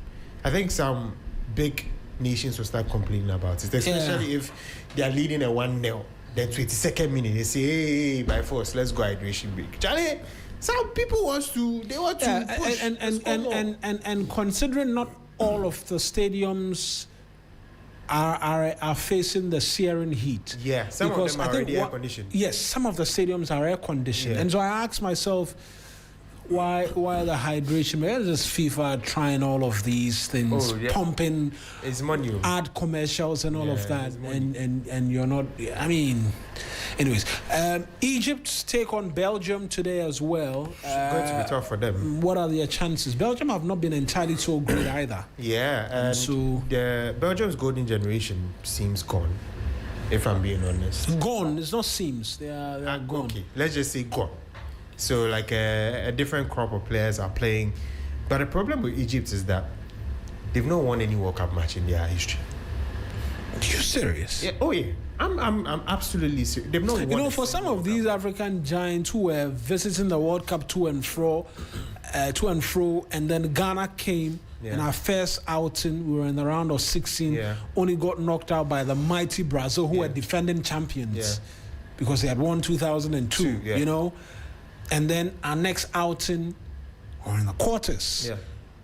Only knocked out by a hand of God and painful as Samoa penalty. Since then, we've been on a nosedive of some sort. It's surprising when I get to hear. Some particular African countries. Been to the World Cup on so many occasions, haven't won a game before and all of that. Egypt, I think they've lost 5, drawn 2. That's it. They've not won a World Cup game in their history. Now Ghana, it feels like a birthright. If we don't go to the World Cup, we're asking asking, you didn't go to the World Cup, you know? I mean, we set a standard, so we have to maintain a standard. Egypt's standard is quite low. So if they win a match, that is history for them. Yes. That is aside what they do on the African continent. Of course, they are literally the landlords when it comes to the African continent. But on the world stage, it's much different. I do hope they gain a point against Belgium. But if at some point they go on to lose this match, I will not be so surprised because history does not quite favor them, Egypt, right? Yeah. History does not quite favor them. We have a game which we're carrying live here on TV3 a lot later today. The Spain Cape Verde. It's live on TV3. Of course, we'll definitely also give you updates on the Belgium versus Egypt and then Saudi versus Uruguay. Right then, Billy Shen with all of the sports we can look forward to. There was a quick update in terms of the Black Stars as well. Yeah. A number of the players have been speaking. Jordan Fatau, and then Brandon Thomas Asante as well. Yeah. Just quick preview, and then we can listen to each one of them one by one as well in terms of what they've been saying. Let's start with Fatau. He's been speaking ahead of the game. Yeah, Fatau. I mean, Fatau is he's been in a good rhythm. It's been a joy in camp. He's been having a lot of fun, but it's now time for business, and he's noted how serious the team are preparing for that game against Panama. So far, so good. The energy and everyone in camp is ready, and the training is going on well, and we are just getting ready. For me personally, I enjoyed the training we are doing so far, and I think it's positive because I can see changes, and we're getting fit and getting ready for the game. I feel amazing because it's always a dream come true to be part of a World Cup team, and I'm privileged to be part of the team. And this is the second time, and the first time was experience, and I learned a lot, and I think I'm going to put in a lot to help the team to get to a better position. With the look of the team, I have so much confidence in our team, and the guys, everyone in the team is ready, and the training we are doing is helping, and I think it's going to make us more fit to improve and to help the team move forward. My message to Ghanaians is just, I just want to tell them to keep the support and keep praying for us, and we'll be here working hard to make them proud. So that's Fatau speaking ahead of the game. So as Brandon Thomas Asante. Brandon, he's talking about the shared passion and shared emotion of Ghanaians, for the World Cup. I mean, for him, it's his first. He looks like, I've seen a number of videos of him. He's been enjoying himself in camp, but hopefully he provides a goods when the Black Stars play Panama. Well, every game is very different, but I think as we progress as a unit, as a team, we'll understand how to get the best out of each other. I think that's something that takes time and takes consistency with understanding and playing with each other. So I feel like it's getting better. Of not quite in the last camp, but in previous camps we've had games where I think one of the last qualifiers we won 4-0 or something. So we know how to score goals, and it's also a confidence that everyone does score a lot in their careers, and we just now want to bring it together. But I think it's improving the way we train. Even this week, I'm learning how to get the best out of Fatau. I'm learning, when Antoine comes or when Jordan or whoever, the whole team, we want to help each other be successful. And I think that will be how we can do it by, if everyone looks to how to get the best from each other, then everyone else will look how to get the best from us, and we can all become a strong unit. But I believe that we'll score a lot of goals, and we'll do it. Brandon Thomas Asante, and then the captain of the team. Yes, Captain Jordan Ayew. Jordan Ayew. I mean, he's also looking forward to delivering. He's spoken a lot in the past few days about his links to his family, the comparisons he's had, and the sort of expectations that has been put on his shoulders, and he's looking forward to leading the team to some more history at this World Cup. We know it's going to be a difficult tournament. It's not going to be easy. We have a young group for the past 3-4 years now, and we're building. And obviously, we didn't qualify for the AFCON, but we managed to qualify for the World Cup. It wasn't easy. It was a difficult one, but we made it, and now we're at the tournament, and we're not coming to be spectators. We're coming here to perform and to make our country proud and to do our best for ourselves as well. And listen, I know that the boys are ready, so we'll see what happens. Jordan, are you there? Also says that we're not here to be spectators. Yeah. All I have to say is beat Panama, you're in the round of 32. Yep. That first game is the most important. Because, to be honest, like, what people can say, whatever it is, but I honestly believe we can make a result against England. Look, I actually believe we get a result against England than we get against Croatia. I think maybe because we know England so well. Yeah.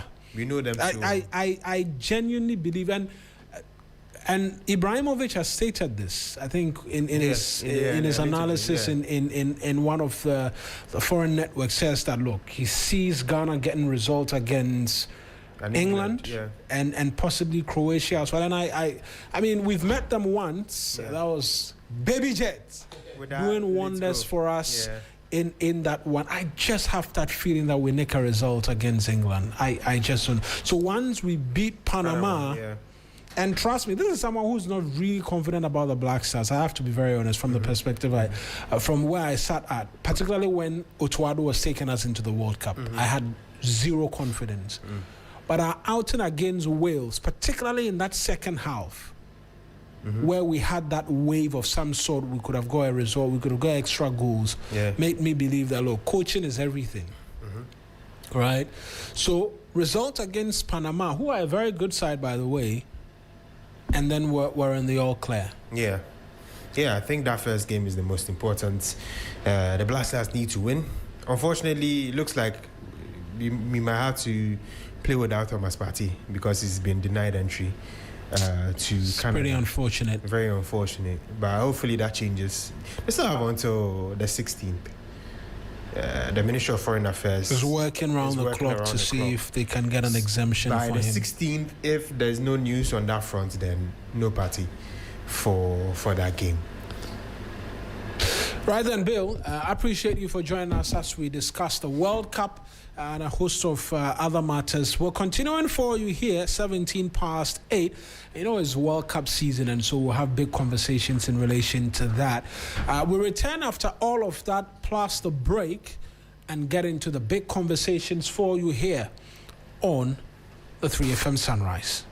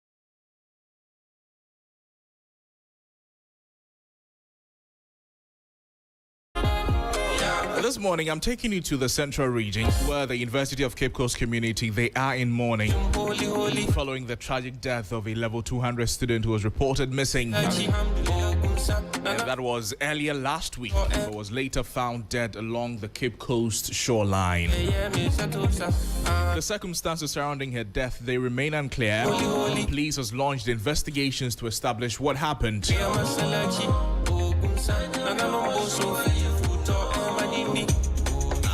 This morning, that's the conversation we're starting with. Unfortunate happenings in the Central Region, the University of Cape Coast there. Greetings from the Church of... Where a level 200 student was reported missing somewhere last week and was later found dead along the Cape Coast shoreline. As we speak, the circumstances surrounding her death, they remain unclear. Police has launched investigations to establish what has happened.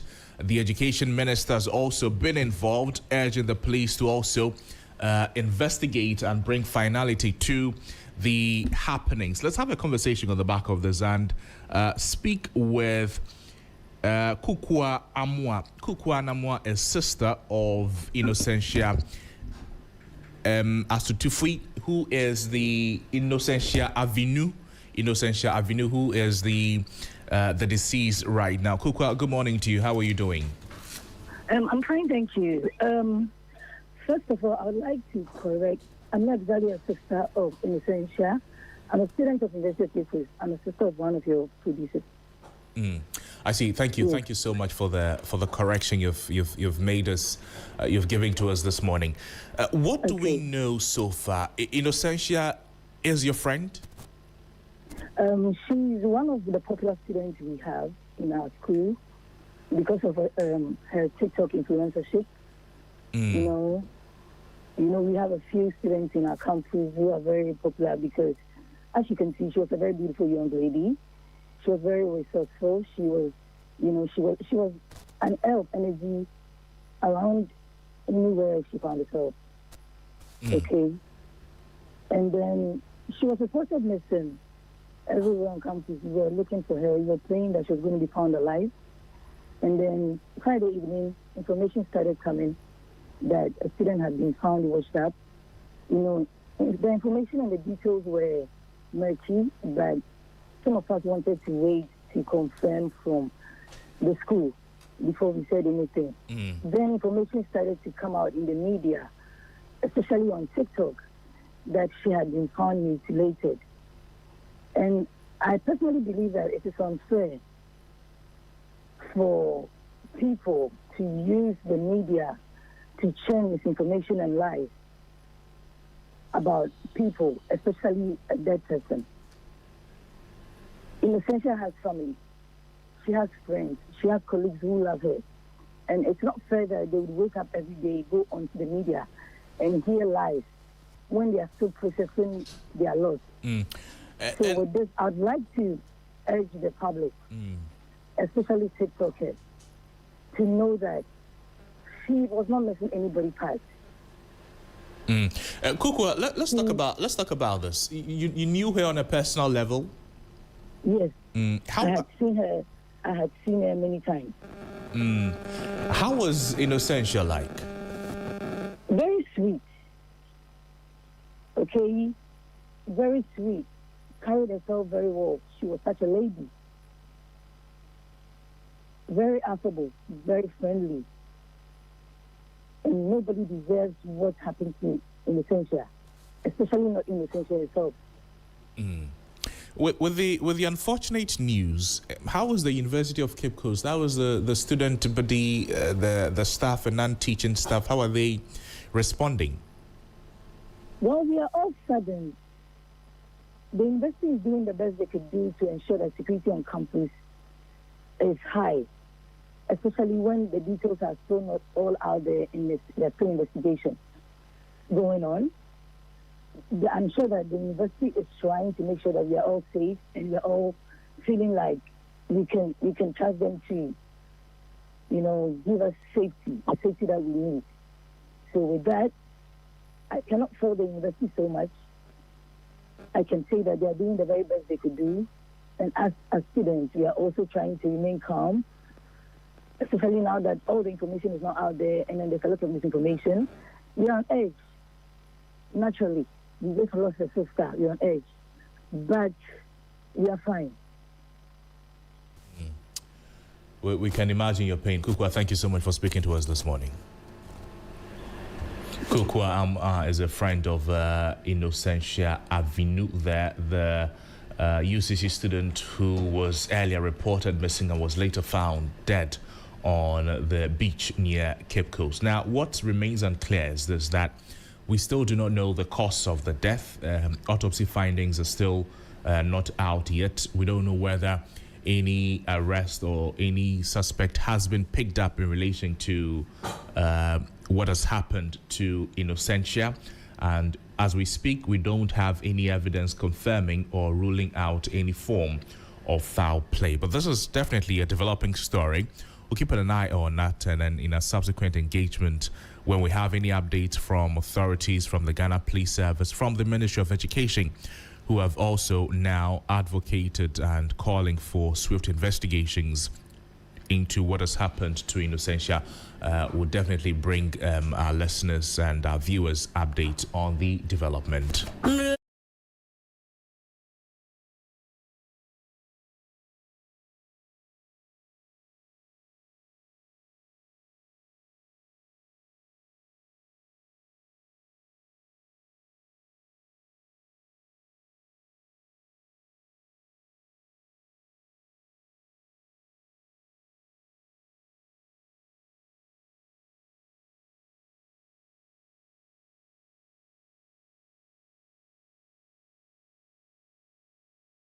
And if there's evidence of foul play, the suspects will be brought to book. Let me ask Mawuena about this. Mawuena, I'm sure when you heard the news about Innocentia, it was disturbing to you. Very. Got me asking quite a number of questions, particularly the statement from the university that she got a call. Right. And told the rest of her colleagues she was stepping out, got dressed casually, and then she stepped out, and that was the last they heard from her. My mind has been going to who made the call. That's easily something that can be traced. Yeah. I mean, by respect to our investigators, they've done far more difficult task than identifying who called Innocentia and got her to step out and never return. The call records can be traced amongst many other things. And so for me, I think that's where the investigation starts from, really. And called her. The statement you're referring to, that's Yes. what we have on the screens right now. Yeah. The University of Cape Coast student found dead at Hatchland Beach. Investigations are underway, and this is coming from the University of Cape Coast itself, confirming the recovery of the body. We know a level 200 Bachelor of Commerce human resource students at the Hatchland Beach area near Duako in Cape Coast. The incident has prompted an ongoing investigation as authorities work to establish the circumstances surrounding the student's death. Now, the police received a report at approximately 6 a.m. on Friday, June 12, from residents of the community indicating that a body had been washed ashore along the beach. Upon receipt of the information, the police promptly proceeded to the scene to verify the report. Now, following preliminary examination at the scene, the police observed no visible signs of physical injury. The body was subsequently conveyed to the mortuary at the Cape Coast Teaching Hospital pending formal identification and further investigation. As part of the ongoing investigation, police received information later that evening suggesting the deceased was a student of UCC. In response, the Dean of Student Affairs was notified to assist with the identification process and related administrative procedures. This line of inquiry was subsequently reinforced when the deceased roommate, with whom she resided in a private hostel in a nearby community at the University of Cape Coast, reported to the police station with a photograph which aided in confirming the identity as Innocentia Avinu. The roommate recounted that the deceased had last been seen 2 days earlier at about 7 p.m. when she received a phone call dressed casually, and left the room. She also indicated that colleagues became more concerned when Ms. Avinu did not return. Consequently, efforts were made by friends and colleagues to trace her whereabouts throughout the following day, but these attempts proved unsuccessful. Subsequently, on Saturday, June 13, the family of the deceased visited the police station were escorted to the mortuary for identification.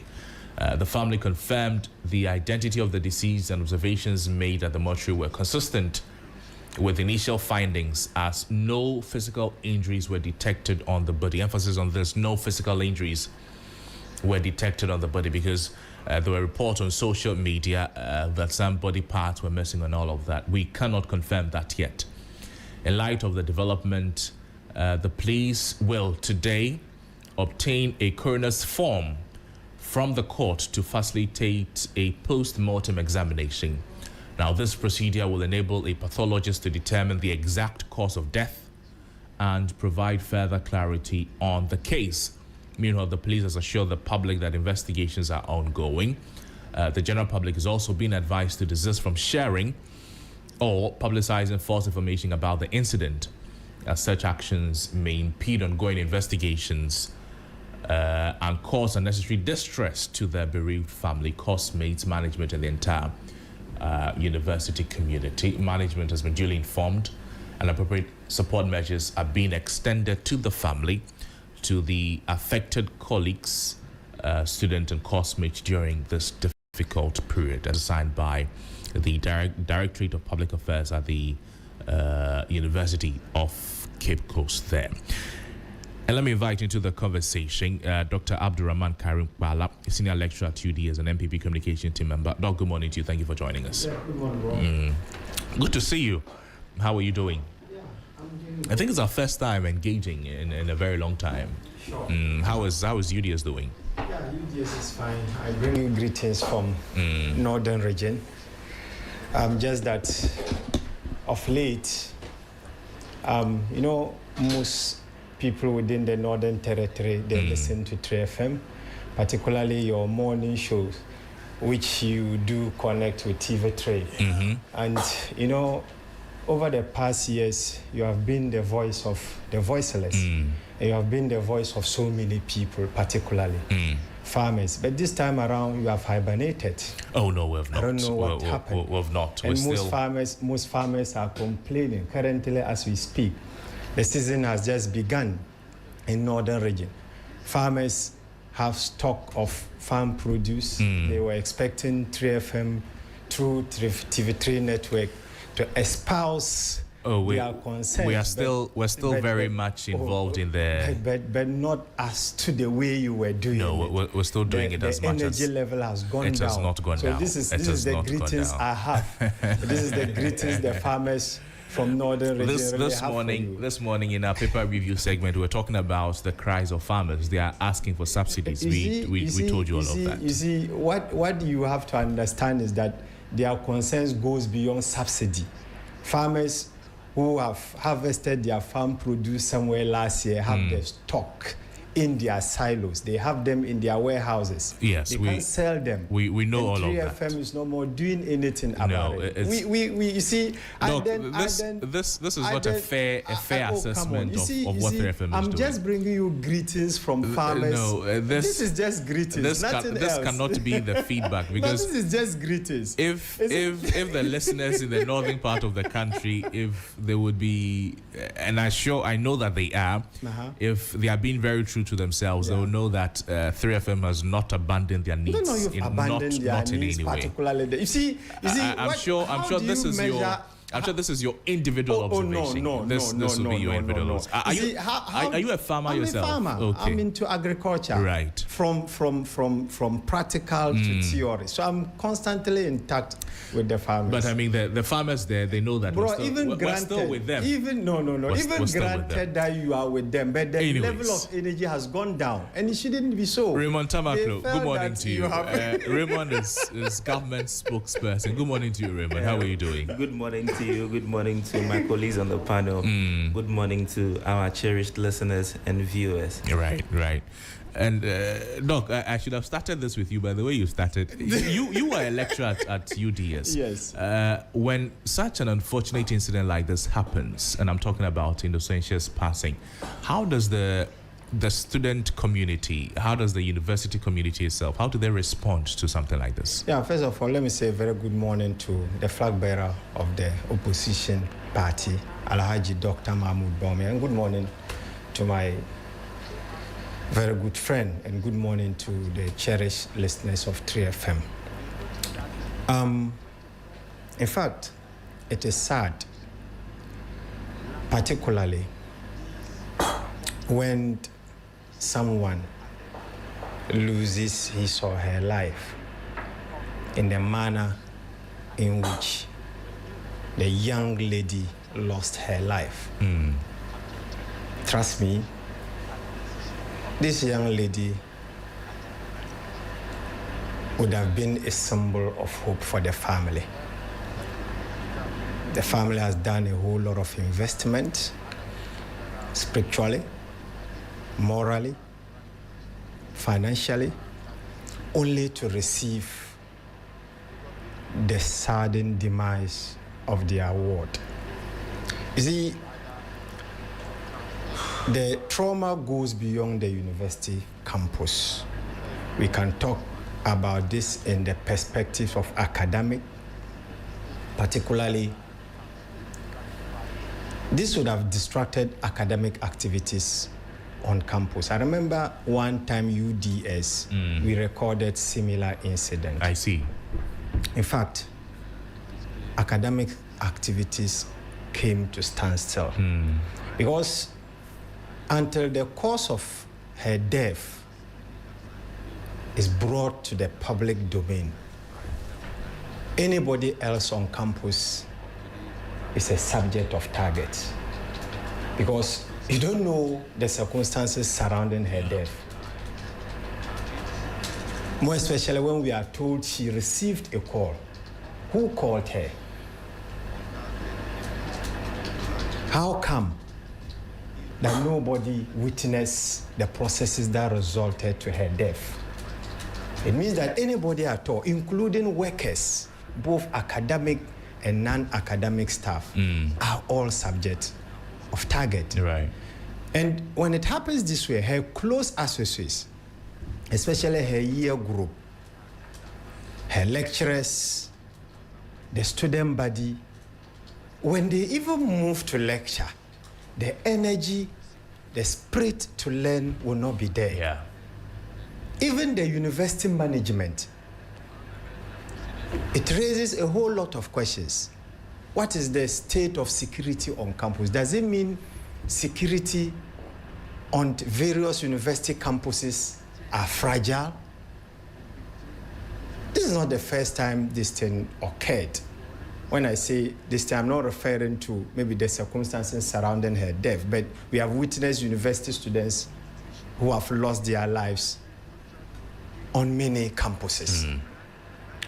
And to me, I think that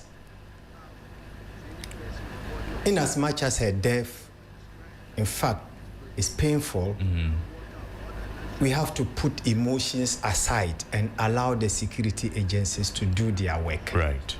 And I'll call on the security agents, as a matter of fact, in fact, they have to hasten their investigations because this is suspicious. And like I said, whoever is on campus, not only UCC, any other campus across the country, universities, the person is a subject of target. I'm not also safe because I work on a campus. You also operate within the campus. So the security agencies must do everything possible. And the burden rests on the government. It is not just a mere statement being issued by the education ministry or collaborate with the security. It goes beyond that.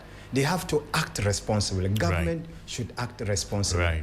Right. So I would like to use this medium to extend my condolences to the family of the deceased.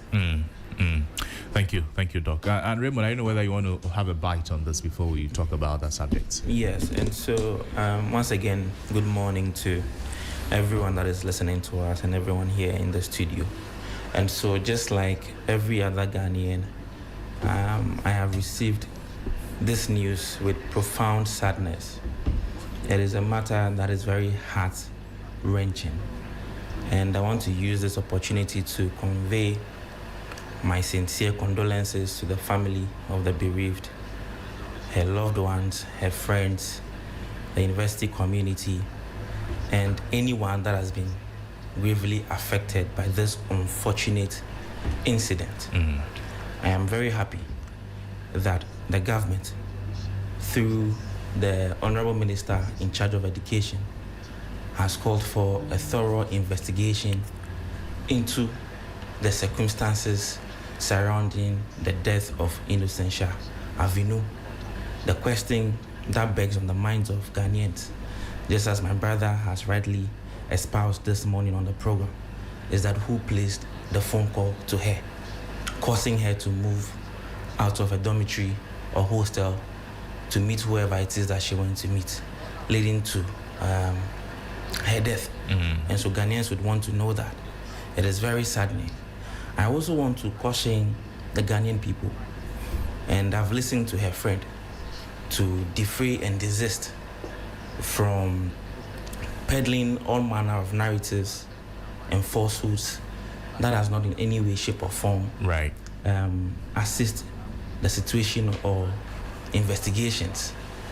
We must, as a matter of national urgency, pursue this matter to its logical conclusion. We must give that confidence to parents that if they send their wards to the university, they are assured that they would be well catered for, their needs will be met, their safeties would be guaranteed, that they would not be sitting on the tenterhooks, scared for the lives of their children. Because like my colleague has said, many investments have been done, financially, emotionally, psychologically, spiritually, amongst other things, only to hear about the unfortunate demise of your ward. And so that is something that we must not encourage. That is something that we must fight against promptly. Right. And so it would be in the best interest of our national discourse, of tertiary education, and of our nation to pursue this matter to its logical conclusion, establish the facts and circumstances surrounding her death, learn from those circumstances, and implement measures to make sure that students on every university campus, on every secondary campus, is safe, that their safety is guaranteed, that going into the future, these situations would not happen. Our wards would not be victims of this situation and circumstances. So, in that interest, we must learn these circumstances and see the policy measures and security measures that we can implement. Right. We also need to improve on the relationship between our teachers, the community, and security services within those enclaves to make sure that we coordinate properly and ensure and guarantee the safety of our students. Gentlemen, thank you so much, and I think you couldn't have put it any better. It's good that investigations are underway, and just like both of you are calling for, and Mawuena as well, that it is swift, and if there's any evidence of foul play, the suspect are brought to book and finality is brought to this matter. And we also learn from what has happened. But that out of the way, Sophia Ekufu is a former Chief Justice of the Republic of Ghana, and by constitution, during President Mahama's administration, as part of the constitutes or the composition of the Council of State, she was appointed to the Council of State per the constitution. This morning we're hearing that she has resigned from being a member of the Council of State. Dr. Karim, I would want to start with you. Were you surprised when you heard that Sophia Ekufu has tendered a resignation to the Council of State? First of all, I am not surprised. What I'm surprised at has to do with the fact that her resignation has been kept from the public domain. First of all, you're not surprised that she's resigned. Yes. Why are you not surprised? I'm not surprised simply because looking at Sophia Akufo and her stance with respect to public issues and her association with this unprincipled political party which has formed government, I expect this to happen. In fact, you see, Sophia Akufo's resignation speaks volumes. A party, a government that stands for the people must always stand for the people. Right. But in a situation where you feel that dishonesty should be the hallmark when it comes to leadership issues, it's worrying. Where is the dishonesty coming? When I talk of dishonesty, I'm referring to the manner in which issues are handled, particularly when it comes to national discourse. Partisan politics played into certain key developmental agendas. For instance, the information we have gathered clearly shows or tells that the woman resigned somewhere 2025. Reasons being that when the Council of Elders, right, came together to look into the matter surrounding the impeachment of the former Chief Justice, she stood on her grounds and said that no, looking at where we have reached, how far we have come with our judiciary system, having occupied the position of the Chief Justice, she thought that using mere allowance to impeach a Chief Justice was not something that should be allowed to happen. But because of the bent nature of the NDC and His Excellency John Dramani Mahama's government, when I say the bent nature, you can cross-check. It's on record. Before President Mahama was voted, they listed top officers that they were going to sack when they are given the nod. And the Chief Justice was part. Who listed? Who made that list? Felix and Co. were all over. Felix. I said you can check, my brother. Take it easy. Don't be doing this. I'm coming. Take it easy. Karim, take so it easy. Felix Kwachiofosu, respond to me. Felix Kwachiofosu made a list of people that the NDC you government. You see Mustafa Bandi. No, you. I'm coming. I'm giving you the list. So you spoke Mustafa about Bandi. You mentioned Felix. I'm coming. So now, I'm coming. Now we're going to Mustafa. Let me start Mustafa Bandi. Okay. It's on record to have stated that when the government of NDC assumes office, they will take out the Electoral Commission. They will take out the Chief Justice. The Electoral Commission is still there, you know. But they listed, and the governance is still in session. The government of NDC is still in session. Check. You can let your engineers cross-check to see whether it is on record that Bandi stated categorically. And today, Bandi is very close to the president. Let's stay on the issue of Sophia Akufo. So that is what I'm saying. So if indeed top government or people who are closer to the seat of the president in opposition says these were the list of people we were going to take out. You know, we and many Ghanaians, when I say we, I'm referring to the NPP. The NPP and many Ghanaians were of the view that the removal of the Chief Justice was not necessary, particularly looking at the issues surrounding her removal. And the Chief Justice, former Chief Justice Sophia Akufo, also made the same case. So they went, I'm told when they cast their vote, she stood alone. Yes, she was the only dissenting voice. She was the only person who said no. That's what we understand, yes. And since then, we are told that any other decision that they have taken at that level was partisanship, was based on partisanship. How do you know that? I'm saying that we are told. By your sources? We are told, yes, these same sources that reveal the fact that the woman resigned somewhere 2025, but the presidency could not announce it.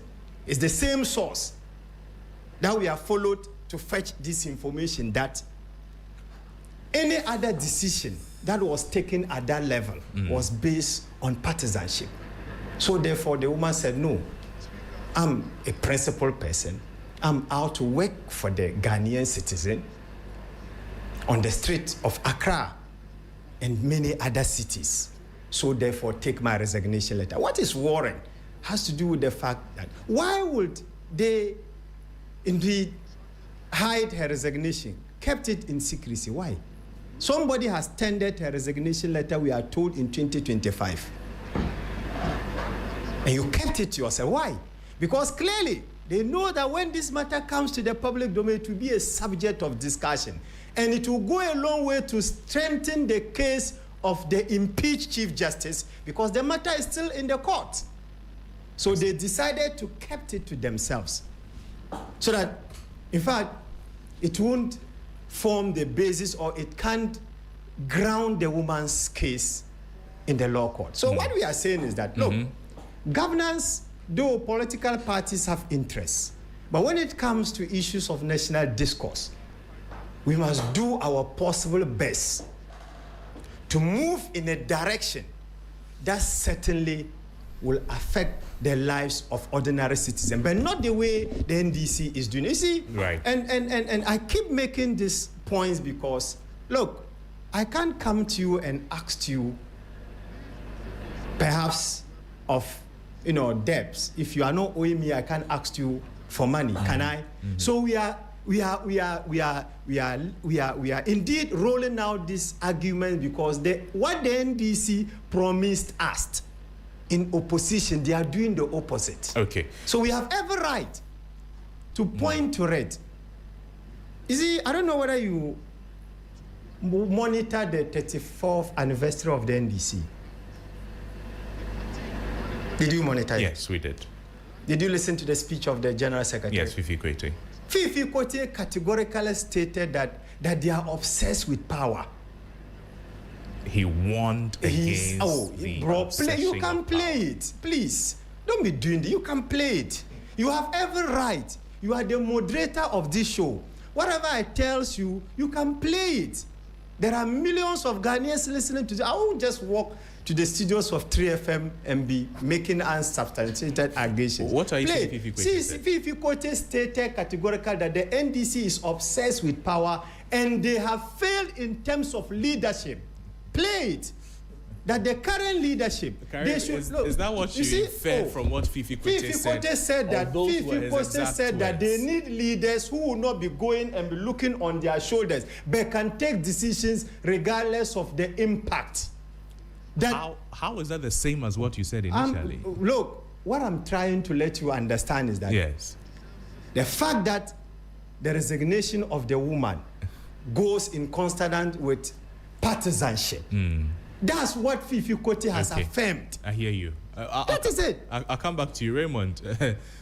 let me now bring you in. So, Doc is reading meanings into the resignation of Sophie Kufu, and essentially, what Doc is saying is that it is coming from a place of disagreement with the decisions that the Council of State has taken.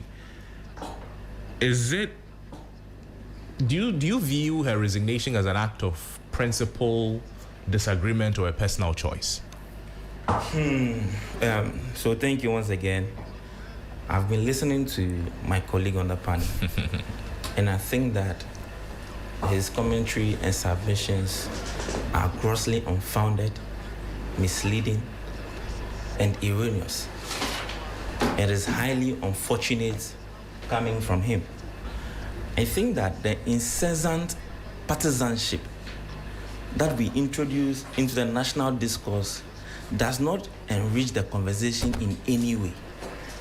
If you sit here, and make the suggestion that the Honorable Phyllis Kwachi Ofosu, the Minister in charge of Government Communications and spokesperson to the President of the Republic, has made a list and declared publicly that in the eventual circumstance that the NDC forms the next government, we were going to remove key persons from office, including the former Chief Justice. That is a very unfortunate, misleading, and grossly unfounded statement to make. And I want to challenge him to provide any scintilla of evidence when to show that indeed, hold on. You see, when you say the spokesperson of the president has said this, then it means indirectly you are indicting the president of the republic.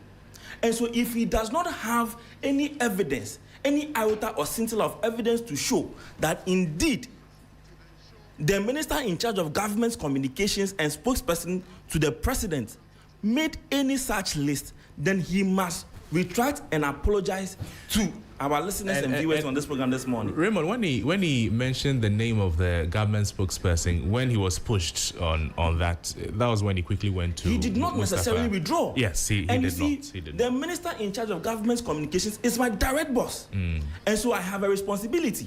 So if he cannot show that indeed he made any such list, then please, I would implore you to ask him to either show evidence or retract and apologize. In fact, there's the Minister for Government Communications did not say anywhere. Yes. That there's a list that the NDC is following to take people out of office. So what he said is unfounded. Is not true. Can I provide the evidence? Yes, if you have it, you can provide. Okay, so this is from 3 News. Mm-hmm. The Chief Justice and the EC will be removed. Mustafa Gbandi. No, we're talking about Phyllis Kwachi Ofosu. I'm coming. Wait. Even if we're talking about Mustafa please, Gbandi. I'm coming. Okay. I'm coming. Finish, please. I'm coming. Yes. If I say Felix, and in the line of my discussion, I said Mustafa Gbandi. This is communication. If I say Felix, what matters in this has to do with the fact that, somebody from close to the presidency said it. The source does not matter. The source now is not Felix, it's Mustafa. And I'm coming. And let me read it, please. He asked for the source. Please go on. I told you it's 3 News, and we are in your premises. Yes. So I'll leave the rest for you to confirm whether what I have said is true or not. So just to put what you're saying in context, anything that Mustafa Gbandi said at that time during campaign was premised on the fact that there was a perceived political bias and lack of credibility. If you isolate the conversation, if you put it standalone that the NDC says, or Mustafa Gbandi says, when they come into office, they will remove the Electoral Commission, that does not tell the full story. That's what I want to tell you. It does not tell the full story. I'm telling you, what I am putting to you is that Mustafa Gbandi, initially you didn't even agree. Can I see what you have? But we are in 3FM. Do it. Check it. I'm making reference to your own portal, and you don't want to check it. I want to see what you check have. it. So why are you running away from your reportage? What should I type to check? God. I'm asking you, what should I check? Mustafa Gbandi says they'll remove EC boss. Yes. That's what you want me to check. And that is not visible on any. What do you have? This is a computer in front of me. So what do you have? And I'm telling you that it is not So there. read what you have. And that is what I'm mentioning. So read it. Citing lack of credibility and perceived. No, read the heading and proceed. Citing lack of credibility. The heading of the story and proceed. I'm coming. Okay. I'll read it for you right read now. The heading and proceed. So in 2025, April 18, this is what Mustafa Gbandi said. Okay. He believes the Chief Justice... No, the heading. Read the heading before you what proceed. I'm telling you is that the heading will not... Why are you the one moderating the show? Dog, listen to this. Dog, listen. You are not the one moderating the show. Listen to this, dog. Oh, my brother, why are you worried? Dog. Why are you worried? Dog, listen to this. Take it easy, please. Raymond, allow me. Are you the one moderating the program? Raymond, allow me. I'm talking with the moderator. Gentlemen. Oh, bro. Raymond, allow me.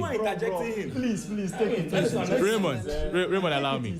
Dog, listen to this. Okay. Listen to this. This is the story on 3news.com. Yep. What you referenced, and I'm telling you exactly what he says.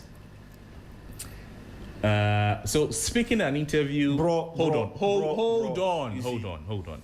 The person Mustafa Gbande had the interview with is seated right here in the studio. He had the interview with Mawuena Egbeta on April 18th. So listen. Okay, I'm listening.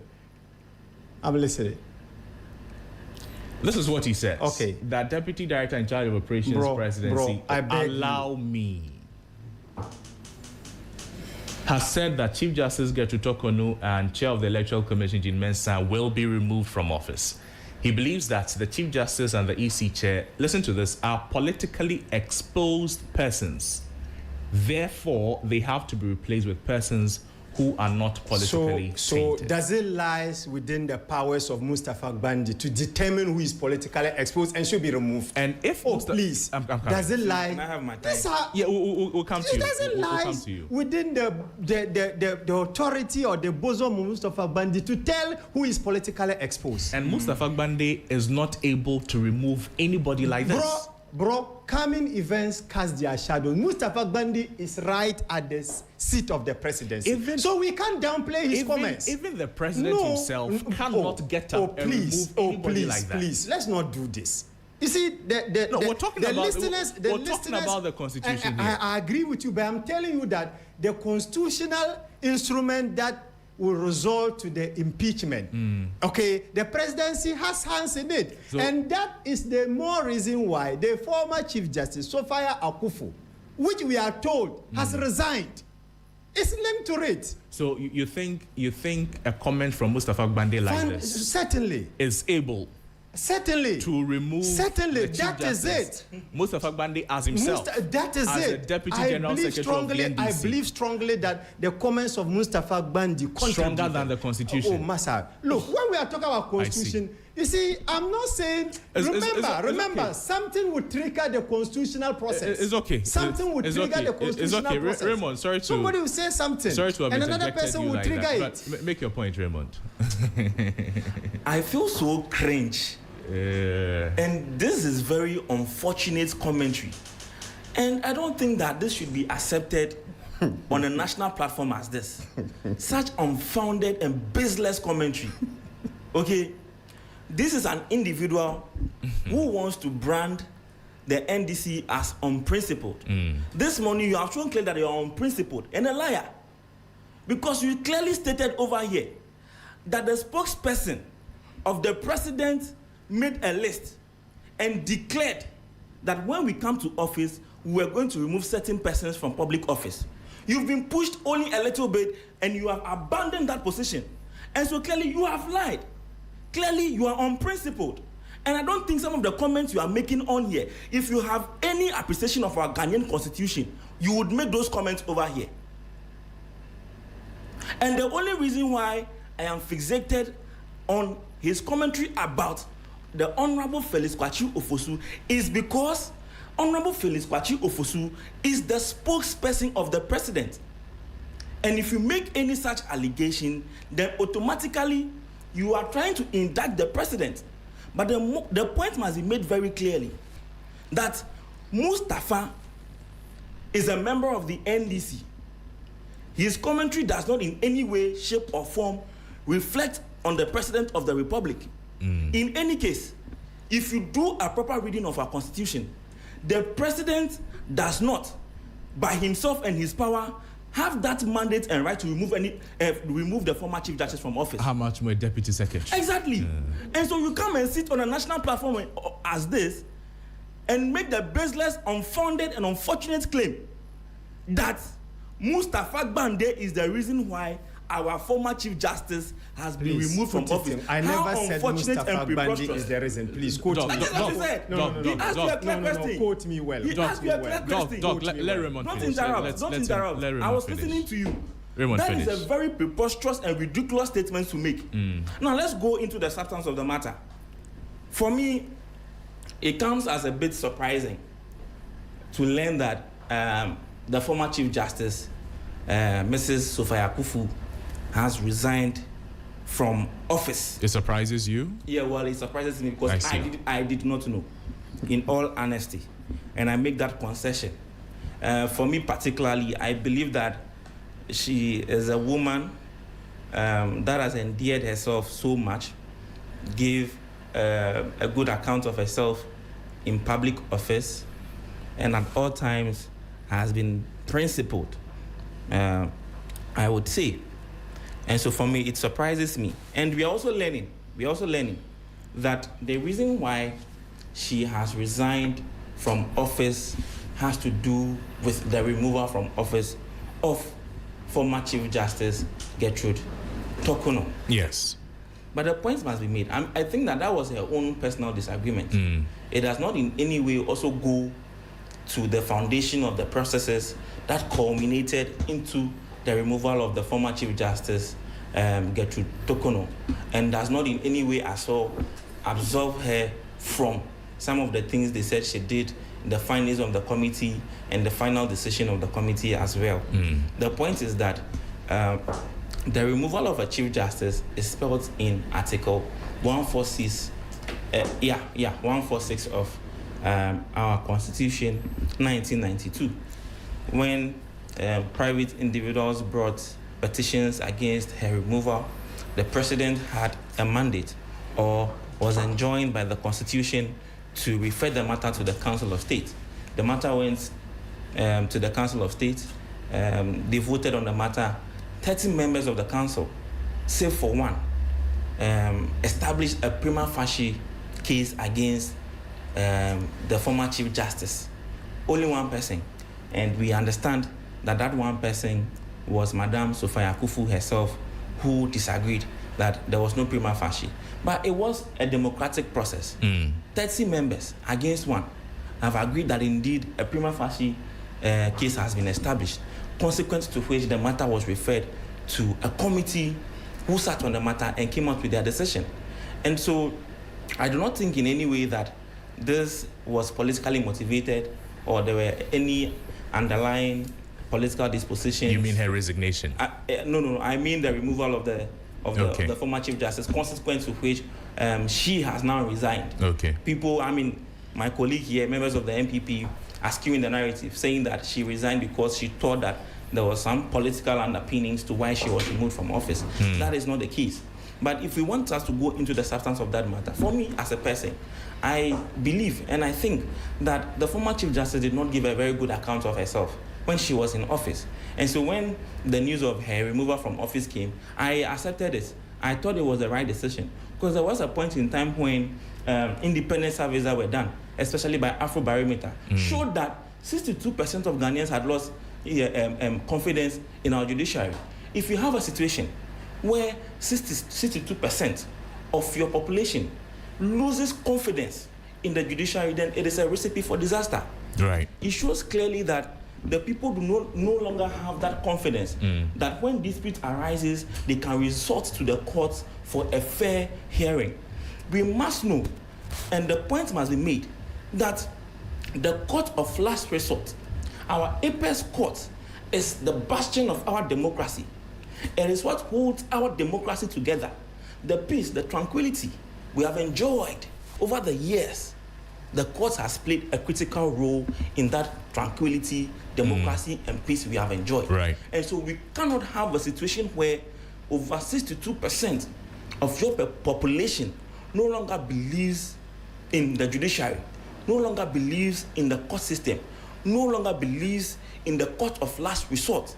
And so ordinary Ghanaians, private citizens, thought that we needed to do something about it.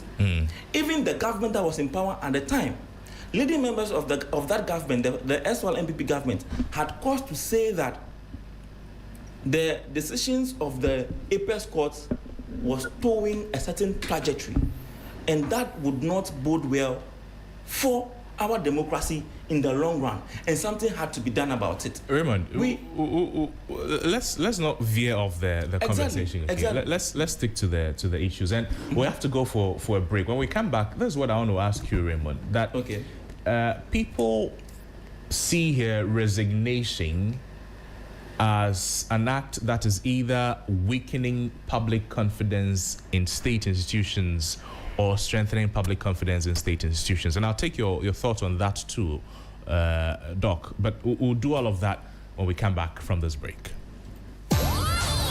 Alone, we can only go so far. But when we move together, there's no limits to where we can go. Together, we move with joy. We move to our own beats. We move.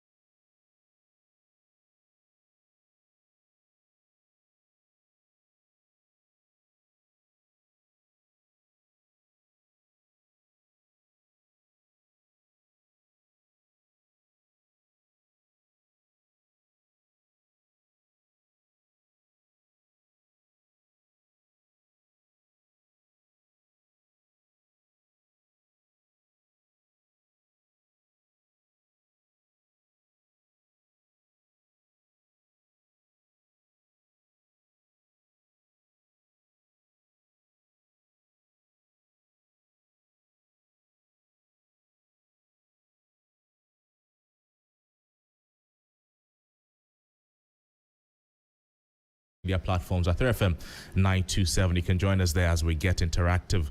I still have in the studio with me two gentlemen, and we're doing the conversation together. I still have Raymond Tamaklo, is a government spokesperson, as well as Dr. Abdul Rahman Karim Bala, senior lecturer UD, an NPP communication team member. Raymond, so before we went on the break, I was asking about the perception, the optics now, that somebody of Madame Sophie Kufu's stature resigning from the Council of State, there's a conversation that it leads or lends credence to the fact that the Council of State is only a rubber stamp body, agreeing to everything the president is saying. So her leaving or her resigning from the Council of State weakens public confidence in that institution. How do you respond to that? For me, I think that that narrative or assertion would be misleading, because if you are saying that her resignation from the Council of State is an indictment on them as a rubber stamp institution that agrees with everything that the president says, having also gotten the opportunity to appreciate the real circumstances surrounding her resignation, then that would also be an indictment on her own colleagues who served with or under her when she was Chief Justice. Because we know that the singular reason why she has resigned from the council is because she disagreed with the removal from office of former Chief Justice Gertrude Torkornoo. And like I was saying to you, that the removal from office of any Chief Justice is spelled out in Article 146 of the Constitution. Right. The president cannot unilaterally remove a Chief Justice from office. The council the council cannot also unilaterally or by a decision of themselves remove anybody from office. They would establish a prima facie case.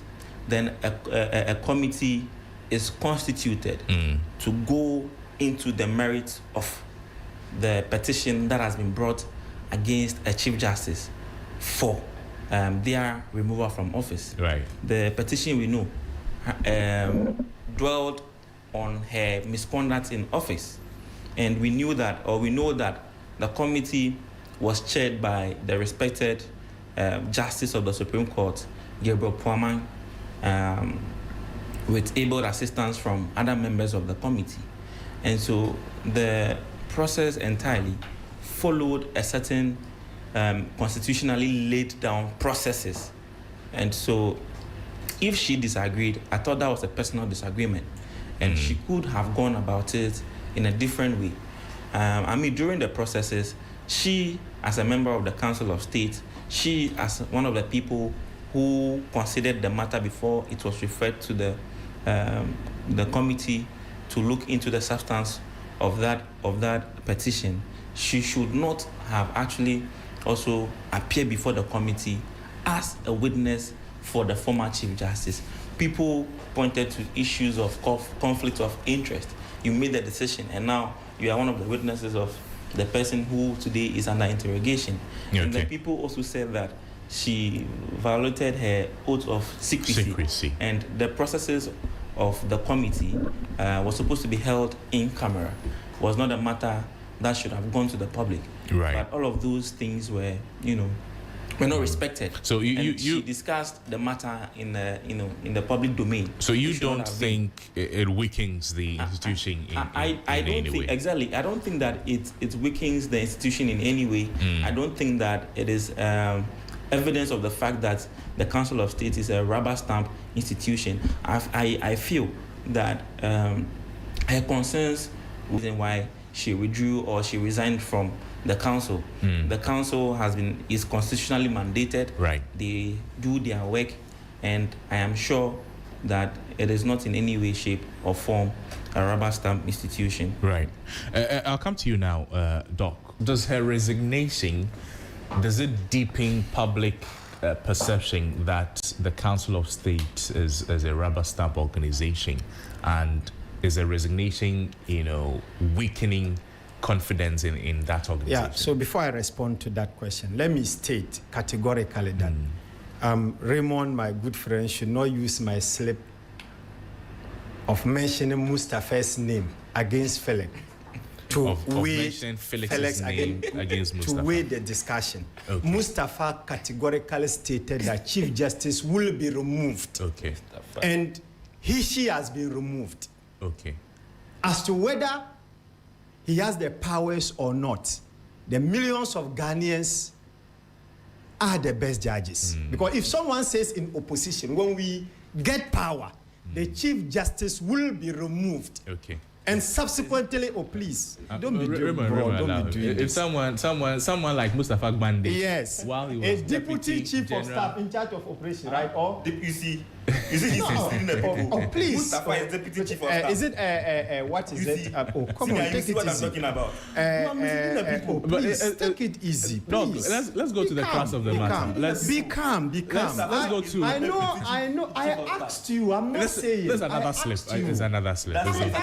I asked you. I want you to tell listeners the designation of Mustafa. No, I want you to tell them. You are downplaying Mustafa's powers of this government. You are downplaying Mustafa's powers. No, let's stay on track. So you see, it's established. It's an established fact that politicians, when they, come to office, for the first few years, enjoy some honeymoon, like President Mahama requested publicly, and you come to agree with me that the goodwill has started fading on the governance of President Mahama.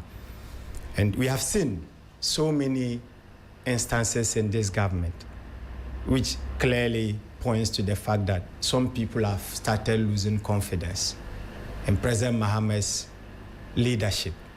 The resignation of Sophia comes to firm these beliefs, because I earlier on asked this simple question.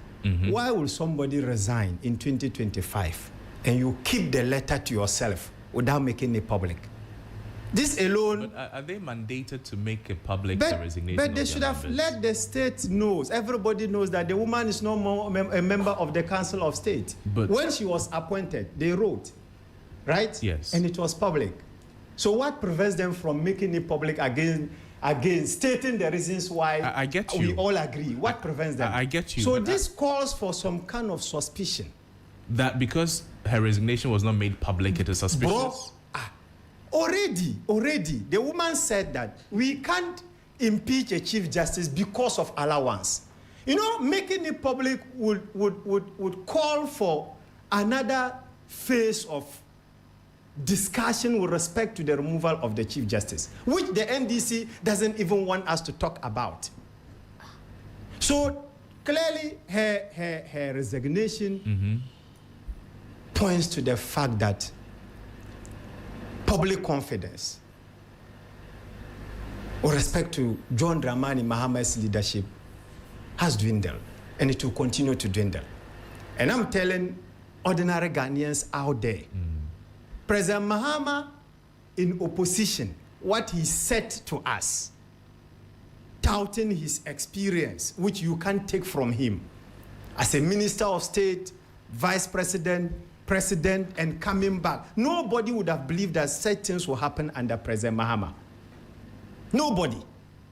Clearly, the Council of State is a rubber stamp. Her resignation clearly tells that the others are dancing to the tune of the president. I don't have to say it. The former Chief Justice stated it. What we are seeing clearly points to that fact. So what we are telling the ordinary Ghanaian out there on the street of Accra is that His Excellency Alhaji Dr. Mahmoud Bawumia, the flag bearer of the New Patriotic Party, with him there is hope. With him there is hope. The presidency has turned to a battleground for who succeeds President Mahama in 2028. So what they care about is who becomes the next flag bearer. The ordinary citizen is not their concern. So we ask them, they should stay cool. Let's pray for long life. Let's pray for good health. 2028 is just at the corner.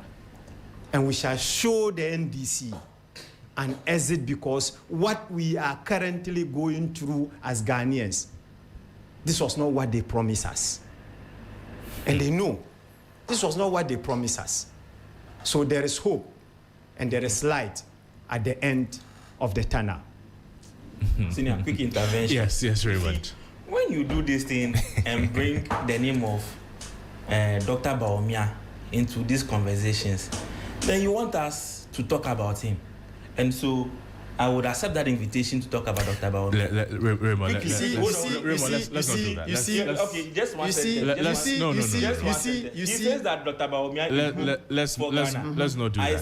I say that water is still wet. Bawumia is still incompetent. Let's not. John Dramani Mahama. It's okay. President Mahama and this government, they are scammers. You see. Your microphones are off.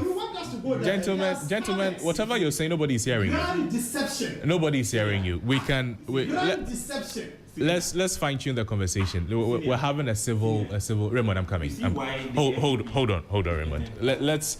Even if there's an invitation like that, don't another invitation. Okay. If you go after my leader, let's stay on track. Let's stay on track. It is just a description. Now that my describe your leader very well for you. Doc, when you say that, I'll describe the your leader president very of the well for you. republic. Raymond. No, there's whatever he's saying. Whatever he's saying is not going through. Doc, Raymond, what you're saying is not going through the microphone. It is only us who is hearing. Nobody's listening to you. So we can continue to do that, or we can have civil discussions here. Now that Madame Ekufu has resigned from the Council of State, the expectation is that she be replaced on the Council of State. I'll come to you, Raymond.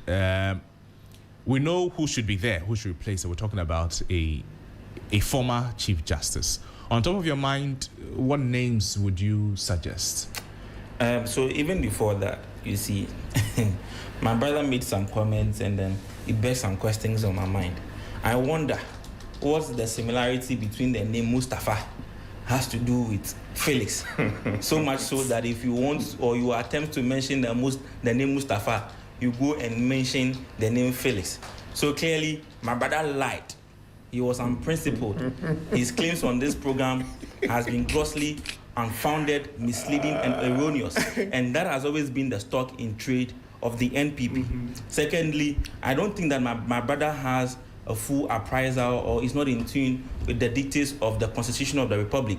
If he was, then he would not have made the unfounded claim that it was because of Mustafa that the former Chief Justice has been removed from office. How preposterous and ridiculous is that? Okay, so because even the President of the Republic does not have that mandate, does not have that power to remove anybody as Chief Justice. Can we go back to the main? How do you make that ridiculous and preposterous claim? It's difficult for you, so you're trying. That former Chief Justice was removed on the strength of words of Mustafa. Let's stay on track. Let's stay on track. Going into the substance of the question that you have asked me. Yes. I cannot rightly and promptly say or mention any names to you as of yet.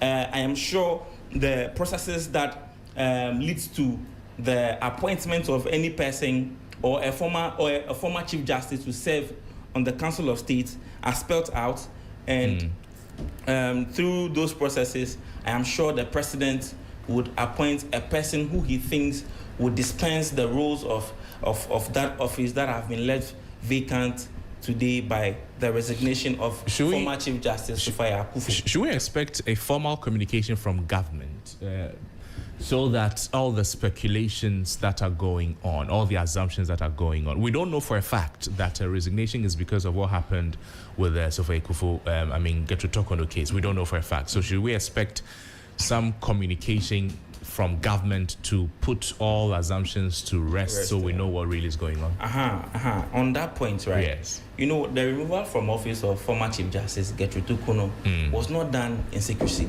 No, it was one of the processes that drew so much public opprobrium, so much public conversation. Right.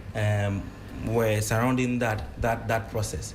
And so any suggestion that the government is trying to keep the resignation of former Chief Justice Sufaya Akufu from the public view or from public domain would also be unfounded. But now that the matter has found its way into public domain, in order to curb public misinformation and disinformation, I think it would be in the best interest of government, in the best interest of the people, and in the best interest of the nation for government to come out, probably issue a press statement or for the minister in charge of government communications to speak directly to the people address all concerns and make sure that we preempt this attempt by members of the opposition to distort narrative, fester disinformation and misinformation. Doc, do you also expect an official communication from government to tell us the circumstances that perhaps led to her resignation and what happens going forward, so that the conjectures people are making can be controlled? I understand my brother Raymond, he's sitting on tentacles. It's difficult to defend government, so I understand him. You see, can you count the number of official communications that has come from the president with respect to similar issues? The presidency, can you count them? How do you mean? Of number, similar issues like what? Official communications from government telling the citizens. We have one last issue. Telling the, yes. You are we'll touch on that. We'll touch on that briefly. Raymond, you are funny. Doc, I'm making my points and you are telling the host that we have another issue to discuss. I'm listening. You see, I know Felix Kwachi is on top of his job when it comes to issuing communiques. You can't take it from him. Even 1 a.m., sometimes we wake up to see one. From the inception, when this matter broke out, we have asked ourselves, and many Ghanaians, why haven't the government communicated on it? It tells clearly that the issues the woman has pointed, they are afraid to stand by it and stay them with the letterhead of the presidency. So you expect him to communicate and say it what should have been done. And say what exactly? State clearly the woman has resigned so and so date, explaining why they have kept it in secrecy till now. We need to know. Why are they keeping it? We need to know. 1. 2, you see, when I say that President John Dramani Mahamad's government is not what we were promised, all this stem to the fact that indeed no one is in control. So Ghanaians are expecting that the presidency should issue a communique stating, Raymond, who says he's closer to the presidency because his boss is Felix, right? He himself has come to agree that they have heard. And when he said they, it means the presidency. Or he said his boss is... you said your boss is Felix. So the they means who? They what? So you said you have heard. I said I have heard. No. I said I didn't say so they have heard they means you. No. They have said... How do you arrive at such conclusions? How do you arrive at such conclusions? You see. If Raymond... You see, he said... Even if he says we have heard, how do you draw the link between we and the presidency? His boss is Felix. So right? The we in your mind is only Felix Kwachu. That is what I think, because he's closer to the presidency. That's what he thinks. He's closer to the presidency. So you see, he himself. He's not speaking for the president. Okay, fine. And he's not saying that they talking about the president. Okay. So don't make those inferences. It's not fair. Don't do that. Don't do that. But make your point, and then let's touch briefly on some other subjects. So what we have all come to agree that the available evidence as we speak points to the fact that one reason resulted to the resignation. The available assumptions, yes. Fine. The available assumptions point to the fact that one issue resulted to her resignation, and we hold on to it. And if that is the reason, we have to question whatever is happening at the presidency. But if somebody has dissented in a vote, so I disagree with something, and then I have voted out, and later I resign, it does not mean there's anything going on. She said all issues discussed there after her removal was partisan based. If what you're saying is true, her part of the story. To her. So what prevents the presidency from communicating clearly to us? What prevents them? And I'm asking what you want. So if the presidency has not communicated, what we have now is what we are going to discuss, and that is what we are going to believe. And you should not take anybody on if the person, based on what is available, to say his or her mind. Right. So the presidency must communicate clearly to the citizens of Ghana. They have to respect us. We deserve some level of respect. Okay. So you expect them to communicate. Raymond, I'm sure you also expect them to communicate. But yes, maybe, I mean, in good time. Right. We are going to preempt this attempt to distort the narrative. No, we are going to preempt the attempt to distort the narrative and try to, foment disinformation and misinformation. So we'll do that.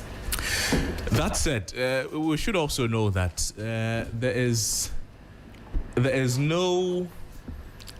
nothing mandating the Council of State to make public resignations when they happen. We are not saying the Council of State. I'm coming. And we know how the Council of State works. Oh, please, yeah. It is not something in your face.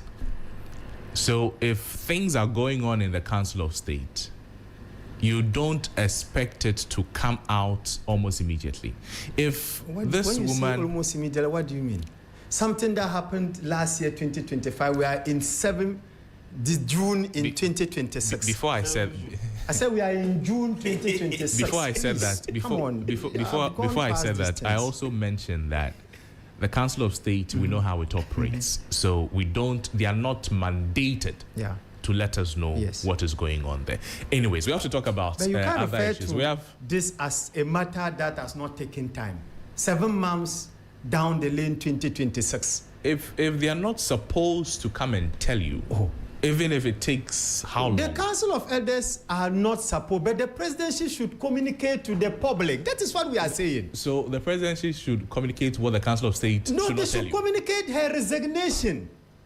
Stating reasons for us to know. So what is big about this? Okay, but the Council of State... What will it take? Okay, we hear you. She was drawing salary from taxpayers' money. She's no more. We get so that. we need to know your that. money, my money, Raymond's money. Gentlemen, we have to go, but let's talk briefly about this. I'm sure you're following the World Cup and Ghana's participating in the tournament. We have a few more days for our first game.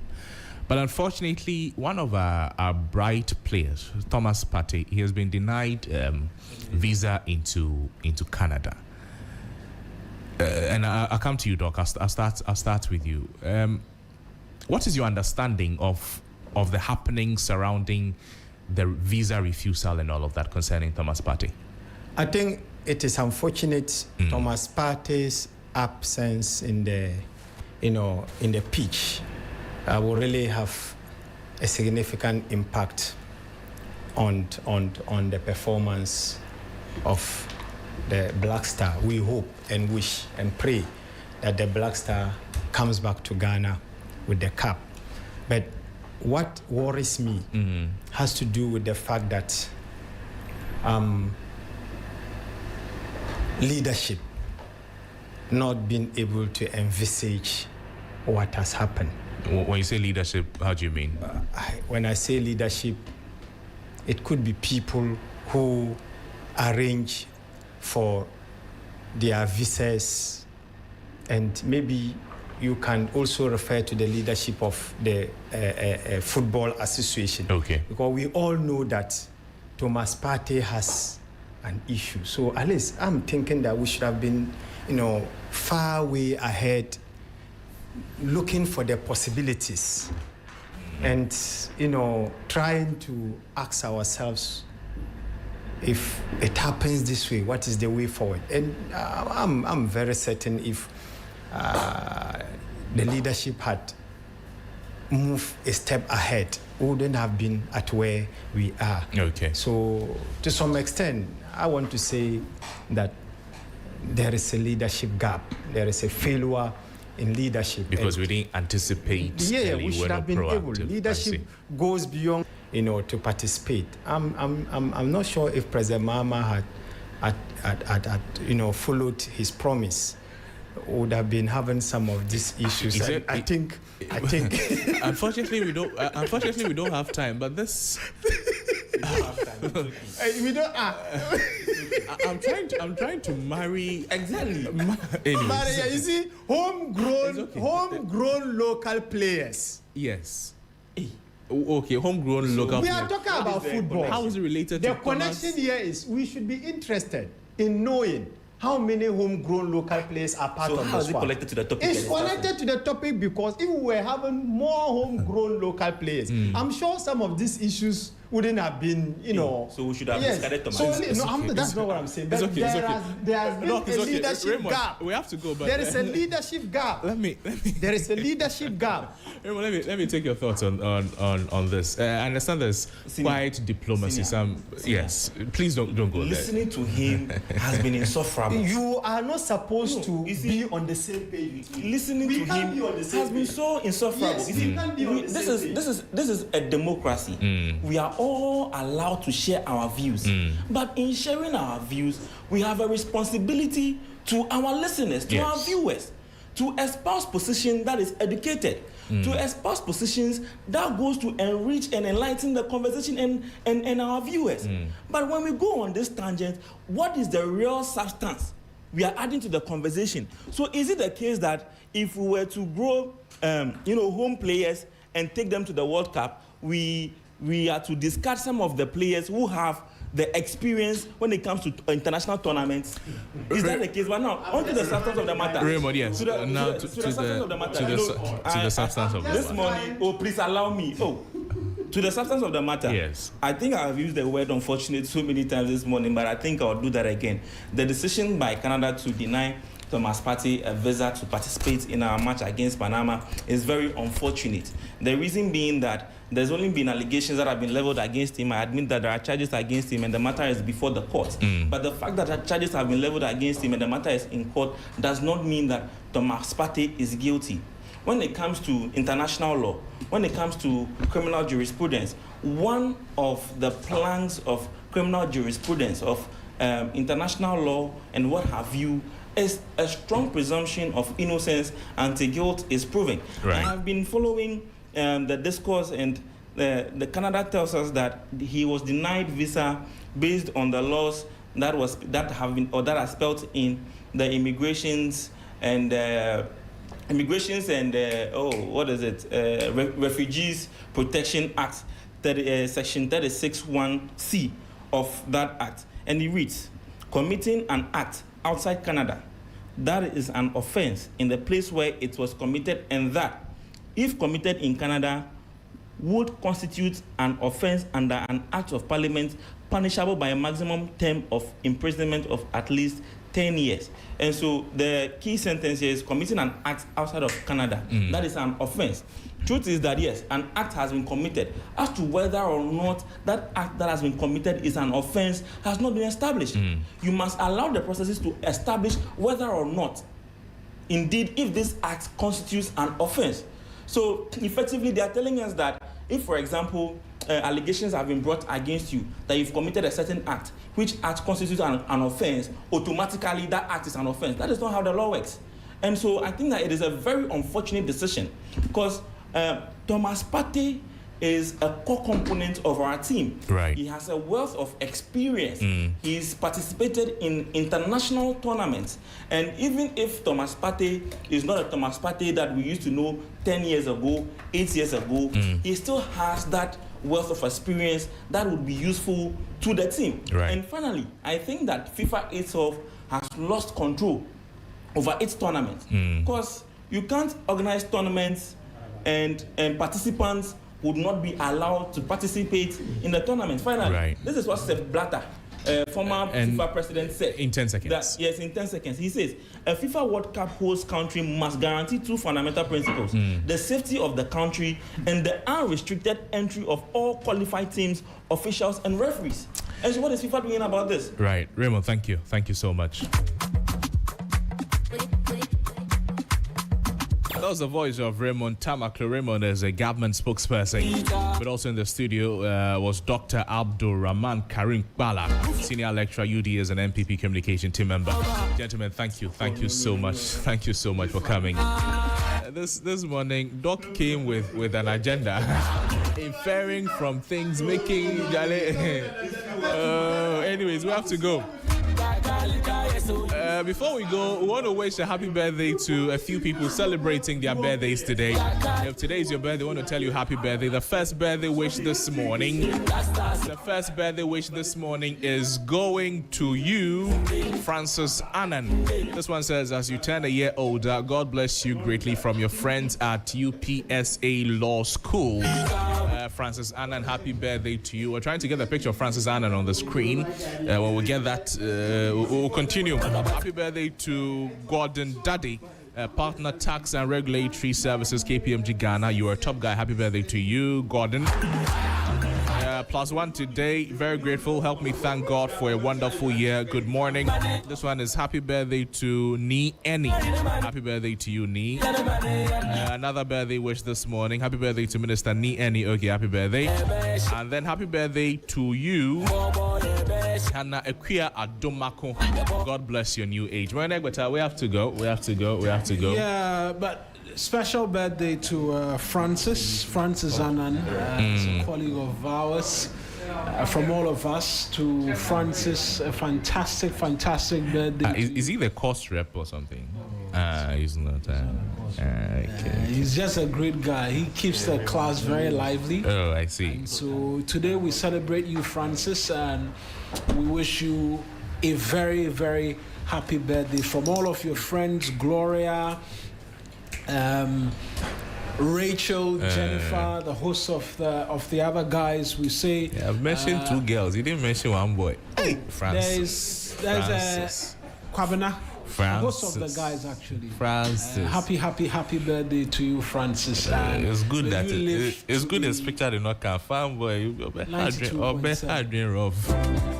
That's our package for you today. News at 10 is up next with Nura Mohammed. Have a great morning. Bye-bye.